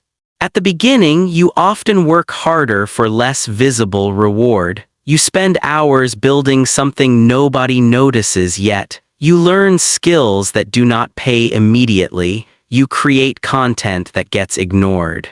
You test offers that fail. You save money when spending would feel better. You build boring systems when chaos feels familiar. That stage humbles everybody, because ownership begins quietly. No applause, no luxury. No dramatic transformation, just repeated decisions that convert effort into assets instead of escape. Louis started noticing this after a conversation with a coworker named Aaron. Aaron made about the same salary. But his life felt different. He was calmer, less desperate, less impressed by status, less anxious about workplace drama. One day Lewis asked him, "How are you always so relaxed?" Aaron laughed and said, "Because my paycheck isn't the only thing holding me up." That sentence hit Lewis hard. Aaron was not rich, but he owned pieces of his future. He had an emergency fund. He had a small investment account. He had a side business creating technical tutorials for beginners. He had a few digital products. He had a professional network outside the company. He had skills documented in public. He had options, and options create calm. This is the part nobody sees. People with options move differently. They do not panic as quickly. They do not tolerate disrespect as easily. They do not make every decision from fear. They do not cling to one paycheck like it is oxygen. Options do not make life perfect, but they give you breathing room. And breathing room is where better decisions are born. When you have no ownership, every problem feels like a threat. When you build ownership, problems become challenges, still difficult, still uncomfortable, but not always life-shaking. That is freedom beginning in small form, not private jets, not beach houses, not fantasy, just the power to say, "I have more than one way forward." That is a serious kind of wealth. Now, ownership starts in 4 layers. The first layer is self-ownership. This means you own your attention, habits, emotions, and decisions. If your phone controls your morning, you do not fully own your attention. If stress controls your spending, you do not fully own your money. If criticism controls your actions, you do not fully own your courage. If your environment controls your standards, you do not fully own your identity. Self-ownership comes first because every external asset requires an internal operator.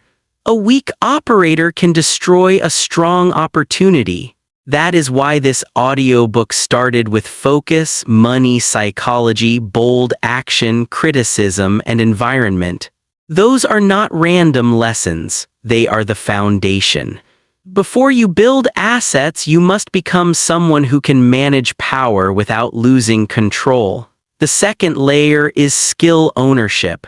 Your skill is one of the few assets nobody can repossess. A company can fire you. A client can leave. A platform can change. A market can shift. But if you know how to sell, write, lead, build, teach, analyze, persuade, design, code, communicate, or solve painful problems, you carry value with you. That is why skill building is never wasted. Even when one path fails, the skill transfers. Lewis began here. He already knew tech support, but he had never packaged it. He started creating beginner-friendly guides for people who felt embarrassed by technology. How to secure home Wi-Fi, how to avoid phishing emails, how to set up basic business tools, how to organize passwords, how to troubleshoot common laptop problems, simple things. But simple to him did not mean simple to everyone. That realization changed his confidence. Your ordinary knowledge may be someone else's missing bridge. The third layer is asset ownership. This is where your skill becomes something that can work beyond the moment. A guide, a template, a video library, a course, a checklist, a newsletter, a small software tool, a service system, a client process, a product, a portfolio. Not every asset has to make money immediately. Some assets build trust, some build traffic, some build authority, some build proof, some save time, some create direct income. The point is simple. Stop letting all your effort disappear at the end of the day. Convert some of it into something that remains. That is how ordinary people start becoming powerful, one asset at a time. The fourth layer is equity ownership. This means owning pieces of things that can grow, investments, businesses, intellectual property, real estate, partnerships, brand equity, audience trust. Equity is where time and money start working together. But equity without discipline can become gambling. That is why emotional control matters. A person chasing fast money without self-control often turns opportunity into destruction. They panic sell, impulse buy, follow hype. Trust the wrong people, spend profits too early, confuse risk with wisdom. Ownership is powerful, but it must be handled with maturity. But this is where most people fail. They think ownership is only for rich people. It is not. Ownership is how many people become rich. You may not be able to buy a property today, but you can own a skill. You may not be able to start a large company today, but you can own a simple offer. You may not be able to build a massive audience today, but you can own a message and publish consistently. You may not be able to invest huge amounts today, but you can own the habit of investing small amounts wisely. You may not be able to control the economy, but you can control whether this week creates an asset or only exhaustion. That is the shift. Do not ask, how far am I from freedom? Ask, what can I own next? Lewis chose one asset. A simple paid guide for small business owners called something like Basic Tech Safety Checklist for Busy Local Businesses. Nothing glamorous, no giant launch, no perfect funnel, just a useful tool. He sold the first copy to a local barber who had almost clicked a fake invoice email the week before. Then another to a small cleaning company, then another to a realtor. The money was not life-changing, but the lesson was. Lewis realized he could create value once and deliver it many times. That changed how he saw himself. He was no longer only an employee, he was becoming an owner. Small, yes. Early, yes. Imperfect, yes, but real. And real beats imaginary every time. Ownership gives your future a body. It takes the dream out of your head and turns it into something the world can touch. A file, a page, a product, a system, a habit, a brand, a connection, a result.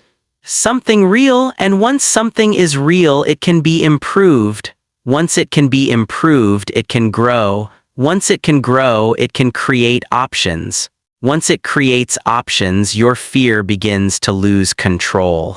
That is why ownership is where freedom begins, not because it makes life easy, because it makes life less dependent on permission. When you own nothing, you wait for the raise, wait for the schedule, wait for the boss, wait for the economy. Wait for someone to choose you. When you own something, even something small, you start moving from a different identity. You are no longer only asking for opportunity, you are creating it. And in the next chapter, we go deeper into the force that protects everything you are building, emotional control under pressure. Because once you start owning your future, life will test whether you can keep your power when things get hard. Chapter 11, Pressure reveals who owns you. What do you do when life hits back? Not when everything is calm. Not when the plan is working. Not when your schedule is clean, your money is stable, your confidence is high, and everyone is clapping. What do you do when the pressure comes? Because pressure will come, a bill you did not expect. A client who disappears, a boss who disrespects you, a family emergency, a video that fails, a business idea that gets ignored, a friend who doubts you, a week where your discipline falls apart and the old version of you starts whispering, "See, I told you this wouldn't work." That moment matters. Because success is not built only by what you do when you feel powerful. Success is built by what you do when you feel threatened. That is when your real training shows. Think about a man named Andre in Charlotte. Andre had spent almost a year rebuilding his life. He had paid down debt, started exercising, built a small freelance offer helping local businesses improve their websites. He was not rich yet, but he was moving. And for the first time in years, he felt like his future had weight. Then pressure hit. His car broke down. A client delayed payment. His rent increased. His younger sister needed help. And in the middle of all that, one of his best performing posts online got mocked by a stranger who said, "Everybody wants to be a coach now." It was not one big thing. It was 5 medium things at once. That is usually how life tests you, not with a dramatic movie storm with stacked pressure. One problem lands, then another, then another. And suddenly the old coping patterns start looking attractive again. Overspending, overeating, scrolling. Complaining, snapping at people, skipping workouts, ignoring the bank account, avoiding the work, convincing yourself that discipline is pointless because life is unfair anyway. This is the part nobody sees. Most people do not quit because they stop wanting success. They quit because pressure makes their old identity feel safe. The old identity knows how to survive chaos. The old identity knows how to numb out. The old identity knows how to blame, hide, delay, and escape. It may not build anything great, but it feels familiar. And under pressure, the brain loves familiar. That is why emotional control is not optional. It is the lock on the door. Without it, every stressful event can walk into your life and steal your direction. Money stress can steal your discipline. Criticism can steal your confidence. Loneliness can steal your standards. Fatigue can steal your focus. Fear can steal your decision-making. And when your emotions control your decisions, your future becomes unstable. But this is where most people fail. They think emotional control means suppressing emotion.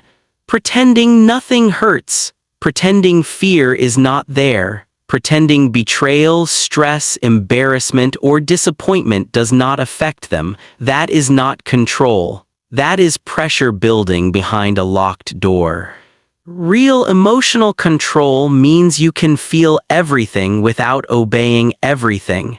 You can feel panic without making panic decisions. You can feel anger without burning relationships. You can feel fear without running back to weakness. You can feel shame without disappearing. You can feel tired without destroying your standards. That is power, not coldness. Power. Andre almost lost it. The repair bill made him angry. The late client payment made him anxious. The rent increase made him feel trapped. The comment online made him feel exposed. For one night he fell back. He ordered food he did not need, scrolled for hours, skipped his evening work block.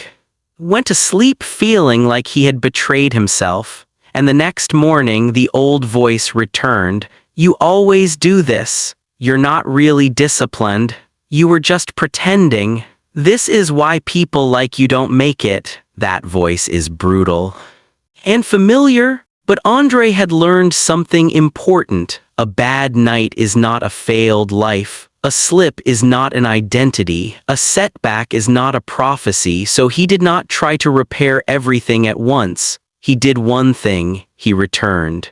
That is the entire secret. Return to the plan, return to the habit, return to the truth, return to the next small action. Return before shame turns one mistake into a month, because the real danger is not falling off. The real danger is building a story around the fall. This is the part nobody sees. People don't only struggle with failure, they struggle with the meaning they attach to failure. One missed workout becomes, "I'm lazy." One bad purchase becomes, "I'm terrible with money." One rejected offer becomes, nobody wants what I do. One awkward video becomes, I'm embarrassing. One hard week becomes, I'm not built for this. That story is poison. Because once the mind turns an event into an identity, behavior follows. If you believe you are lazy, why try? If you believe you are bad with money, why look at the numbers?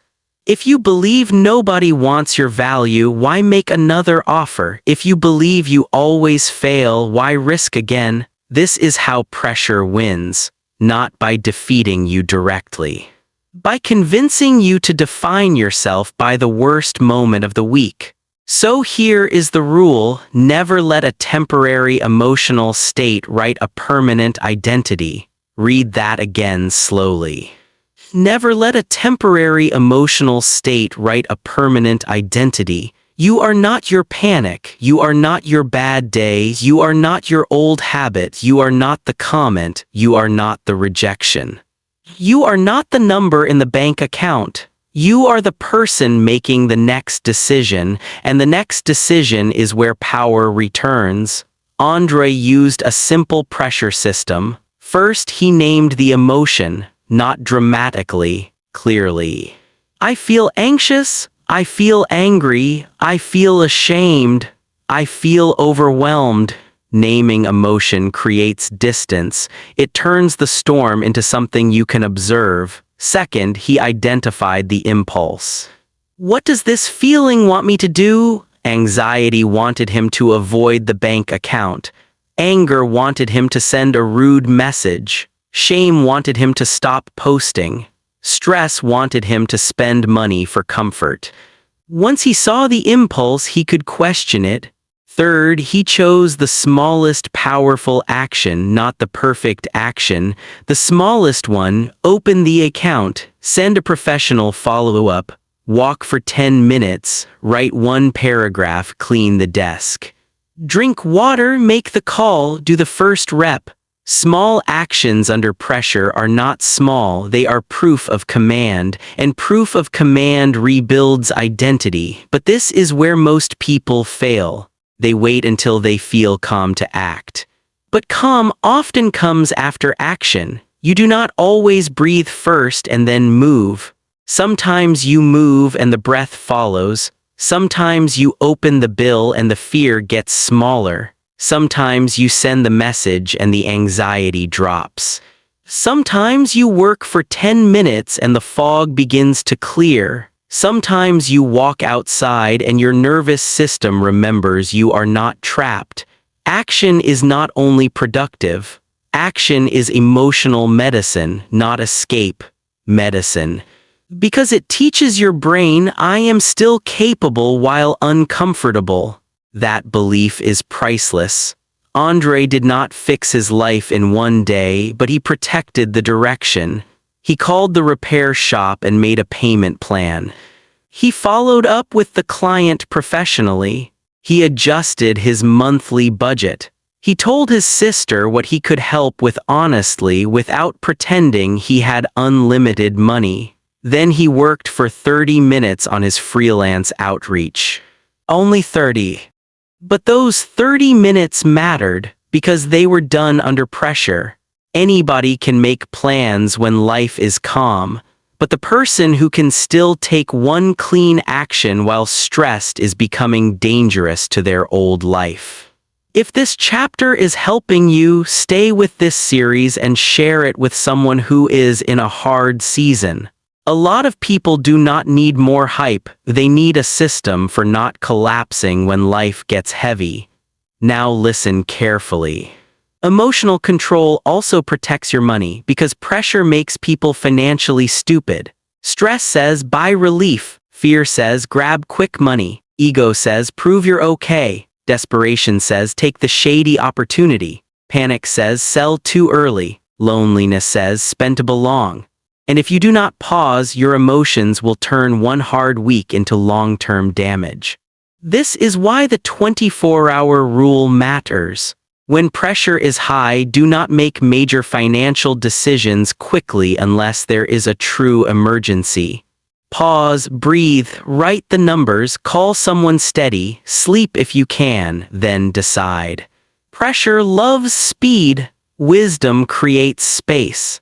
The same applies to relationships. Do not send the angry text immediately. Do not quit dramatically from temporary humiliation. Do not burn a bridge because your pride is bruised. Do not explain your dream to someone while you are desperate for approval. Do not let one emotional wave choose your future. Space is strength. A pause can save money. A pause can save reputation. A pause can save relationships. A pause can save years, and this is where self-mastery becomes real, not in quotes, not in journals, not in aesthetic morning routines. In the moment when your nervous system wants to drag you backward and you say, "No, we are not doing that anymore." That sentence is a turning point. It does not need to be loud, it needs to be final. No, we are not spending to feel powerful. No, we are not quitting because one person laughed. No, we are not hiding from the numbers. No, we are not confusing one mistake with destiny. No, we are not abandoning the future because today feels heavy. That is how you become someone you can trust. And when you trust yourself under pressure, everything changes. Your focus becomes stronger. Your money becomes safer. Your relationships become cleaner. Your business decisions become sharper. Your confidence becomes quieter, deeper, less dependent on applause. Because you know something most people do not know about themselves. You can be tested and still return. Andre's breakthrough was not the month he made the most money. It was the month he did not collapse. That was the real victory, because once you prove you can stay in command during pressure, your life stops feeling like a fragile performance. It becomes a practice, a strong practice, a repeatable practice. You will still have hard days, you will still feel fear, you will still make mistakes, but the old pattern no longer owns you. Pressure may visit, it does not get the keys. And in the next chapter, we go into the final building phase, turning discipline into a system that runs even when motivation disappears. Because motivation starts the fire, but systems keep it burning. Chapter 12, Motivation Dies, Systems Stay. What happens when you stop feeling inspired? Because you will, there will be days when the video does not move you, the quote does not hit, the music does not create energy, the dream feels far away, the routine feels boring, the work feels heavier than usual. And the old version of you starts offering deals. Take one day off, you deserve comfort, you can restart Monday, you've done enough. Nobody will know. That moment is important because motivation is emotional whether it comes. It goes, it rises, it disappears. And if your future depends on feeling motivated every day, your future will always be unstable. That is why serious people stop worshiping motivation. They build systems. A system is what carries you when your mood refuses to cooperate. A system is a pre-made decision. A system is a path with less friction. A system is discipline made visible. A system is what turns self-improvement from a feeling into a structure. And structure is what most people are missing. Think about a woman named Natalie in Denver.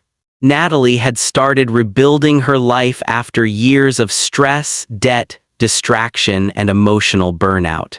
She had learned to protect her focus. She had stopped using spending as therapy. She had started publishing content about career recovery. She had cleaned up her environment. She had distanced herself from people who made growth feel embarrassing. For a while, everything felt exciting. She was changing. She could feel it. Her mornings were sharper. Her evenings had purpose. Her money felt less chaotic. Her confidence was coming back, then the excitement faded, not because she failed, because every transformation reaches the boring middle. This is the part nobody sees. The beginning feels powerful because it gives you identity. You say, "I'm finally changing." The future feels fresh. The plan feels clean. The pain feels useful, but after a few weeks your brain stops giving you fireworks. The new habit becomes normal, the progress becomes quieter. The work stops feeling cinematic, and now you have to continue without emotional applause. That is where most people disappear, not when things are impossible, when things become repetitive. They can survive a hard day. They cannot survive boring consistency. They want transformation to feel dramatic every week. But real change is often painfully ordinary. Wake up, do the block, track the money, make the offer, post the content, practice the skill. Take the walk, return again, not glamorous, not viral, not instantly rewarding, but powerful, because repetition is where identity becomes permanent. Natalie struggled with this. At first, she thought something was wrong. She thought maybe I lost my drive, but she had not lost her drive. She had reached the stage where drive needed to become design. That is the difference between amateurs and builders. Amateurs depend on emotional intensity. Builders depend on repeatable structure. The amateur says, "I'll do it when I feel ready." The builder says, "This is what happens at 7 p.m. The amateur says, "I need inspiration." The builder says, "I need a checklist." The amateur says, "I had a bad week so I fell off." The builder says, "The system failed. Let me repair it." That last sentence changes everything, because when you have no system, every failure becomes personal. You miss a habit and call yourself lazy. You overspend and call yourself irresponsible. You skip the work and call yourself weak. But when you think in systems, you ask better questions. Where did the plan break? Was the time unrealistic? Was the environment too distracting? Was the task too vague? Was the habit too big? Was there no trigger? Was there no recovery plan? Was I depending on motivation instead of design? That is how you stop attacking yourself and start improving the machine. But this is where most people fail. They create systems that are too perfect. A perfect morning routine, a perfect diet, a perfect budget, a perfect content schedule, a perfect business plan, a perfect life calendar. It looks beautiful. Then real life walks in wearing muddy boots, a bad night of sleep, a sick child, an unexpected bill, a stressful boss, a family problem, a low-energy day. One disruption hits and the perfect system collapses. Then they feel like failures, but a system that only works when life is calm is not a system. It is a fantasy. A real system has a bad day version, a tired version, a busy version, a crisis version. A version that keeps the chain alive even when performance is low. That is what Natalie learned. Her original plan was too heavy: work out 1 hour, write for 90 minutes, cook every meal, post 5 times a week, study for an hour. Sleep perfectly, track every dollar. It was inspiring on paper, impossible under pressure. So she simplified. She built minimum standards: on good days full workout, on bad days 10-minute walk, on good days 90 minutes of writing. On bad days 1 paragraph, on good days full budget review, on bad days check the account and write 1 number, on good days publish a complete post, on bad days draft 1 idea. That changed everything. Because the goal was no longer perfection. The goal was continuity. Continuity is underrated. People obsess over intensity, but continuity builds trust. When you continue through low moods, your identity gets stronger. When you continue through busy weeks, your confidence gets deeper. When you continue through imperfect days, your system becomes real. You stop being the person who needs ideal conditions. You become the person who keeps a small fire alive in any weather. That kind of person eventually becomes hard to stop. This is the part nobody sees. Big transformations are usually protected by small non-negotiables. Not massive heroic actions. Small standards you refuse to abandon: make the bed, open the account, write the line, send the message, do the walk, read the page, practice the skill, prepare tomorrow. These actions look too small to matter. But they are not small to your identity. Every small kept promise tells your brain, I am still here. I still choose the future. I do not disappear when it gets hard. That is how self-trust is built. And self-trust is the foundation beneath wealth, discipline, emotional control, and freedom. Because if you do not trust yourself, every plan feels fragile. You start strong but secretly expect yourself to quit. You make goals, but part of you already doubts them. You say you will change, but your past behavior argues back. The only way to silence that argument is evidence, daily evidence, small evidence, repeated evidence. A system creates evidence. Natalie created what she called her future dashboard. Nothing fancy, just one page, 4 sections: focus, money, body, build. Under focus, she tracked whether she completed her protected work block. Under money, she tracked whether she avoided emotional spending and checked her numbers. Under body, she tracked movement, sleep, and basic food choices. Under build, she tracked one action toward her asset. A post, an offer, a lesson, a client message, a product idea. 4 areas, 1 page, simple enough to continue, clear enough to expose excuses. That is the power of a dashboard. It makes your life visible. Most people lose because their behavior is blurry. They do not really know where the week went. They do not know how often they skipped the habit. They do not know how much they spent emotionally. They do not know how many hours they gave to their phone. They do not know how little time they spent building. They just feel behind. And feelings without data become anxiety. Data creates power, not because you become a robot. Because you stop guessing. If you can see the pattern, you can change the pattern. If you cannot see it, you will keep arguing with your mood.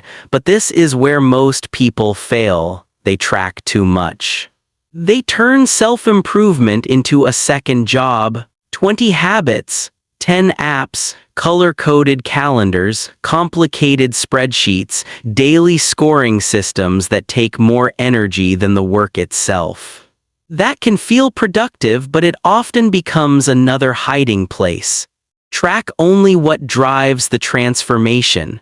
For this journey, the core problem is clear. You are trying to escape a life where your time, money, focus, emotions, and environment are controlled by everything except your future. So your system must protect the 5 forces that create freedom: attention, money, energy, creation, relationships. That is it. If those 5 improve, your life improves. If those 5 leak, your life gets heavier. So build a weekly reset around them. Once a week, ask, where did my attention go? Where did my money go? Where did my energy go? What did I create? Who influenced me? Those 5 questions can change your life if you answer them honestly, because they reveal whether you are living by intention or drifting by default. Natalie did this every Sunday evening. At first, it hurt. She saw how often stress stole her attention, how often small purchases followed emotional dips, how often certain people left her feeling drained, how often she consumed more than she created. But instead of using the truth to punish herself, she used it to redesign.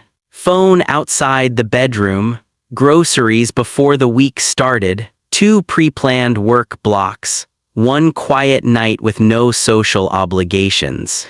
1 reach out to someone growth-minded, 1 spending limit for comfort purchases, 1 asset-building task before entertainment.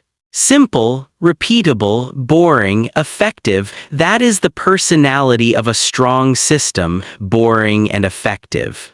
Your old life wants drama, your new life needs structure. Drama gives intensity, structure gives freedom.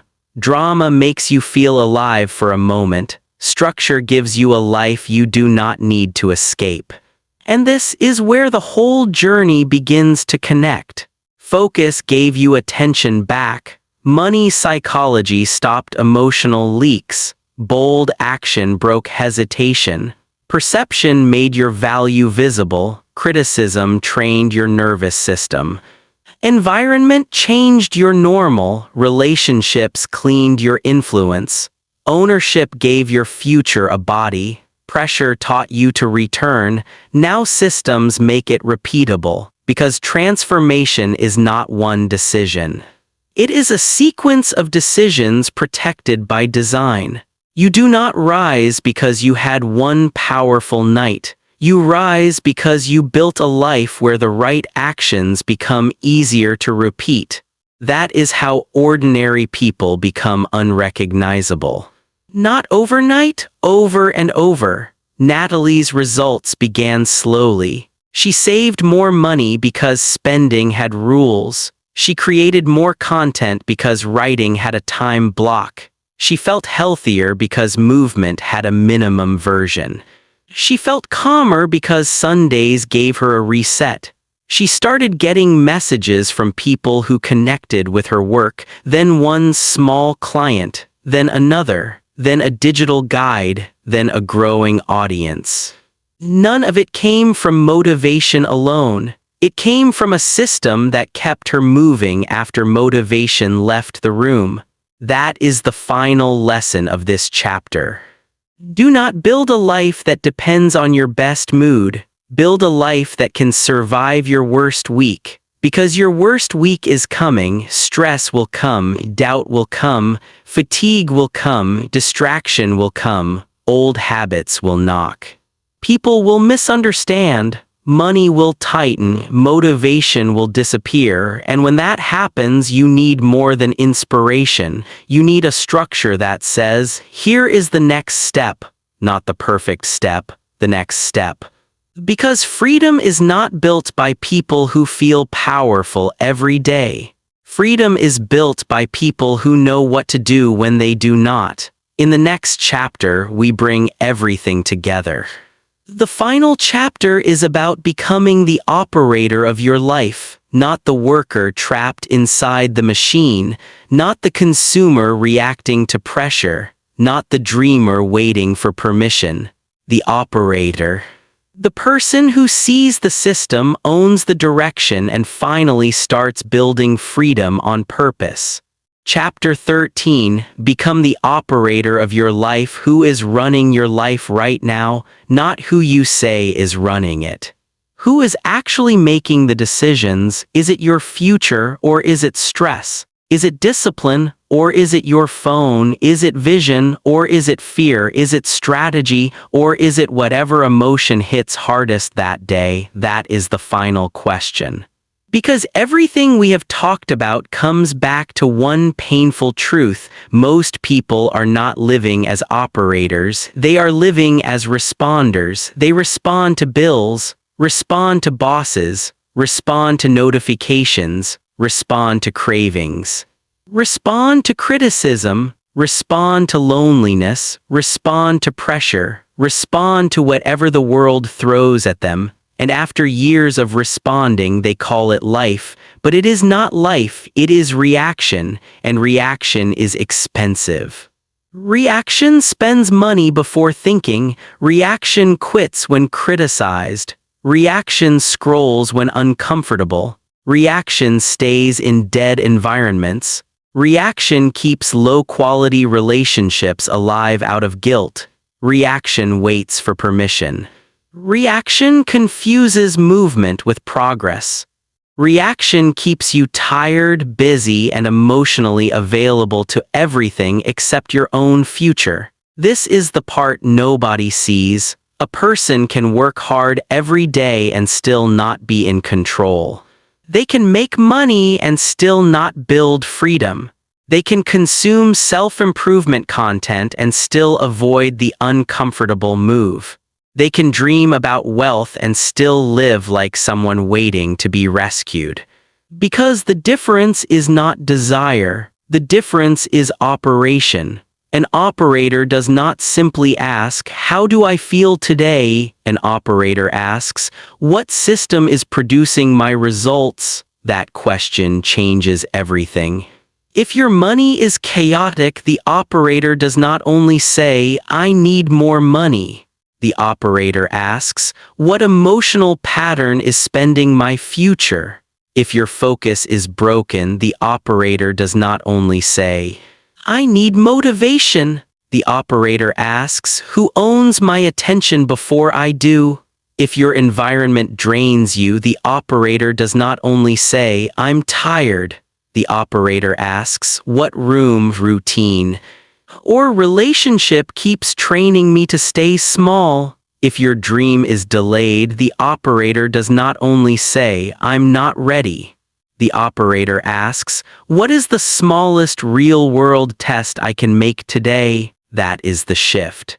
From emotion to observation, from panic to pattern, from identity to system, from waiting to building. But this is where most people fail. They want transformation without responsibility.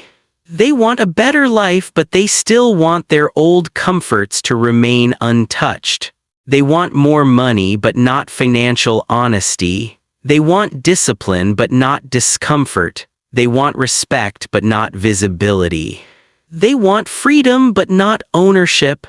They want confidence, but not the repeated actions that create it. And life does not work that way. A new life requires a new operating system, not a new fantasy. Not a new motivational high, a new system. Think about Marcus again. The man from the beginning, tired, stressed, working hard, checking his account before groceries, scrolling at night, waiting for next week to become different. He did not need another speech. He needed command. He needed to stop leaking attention, stop spending from insecurity, stop waiting for confidence, stop hiding his value, stop letting criticism shrink him. Stop letting old rooms decide his standards. Stop renting his future to temporary comfort. So he became an operator, not perfectly, not dramatically, but daily. He protected one block of focus. He paused before emotional spending. He built one small asset. He changed what he consumed. He stopped explaining his goals to people committed to misunderstanding them.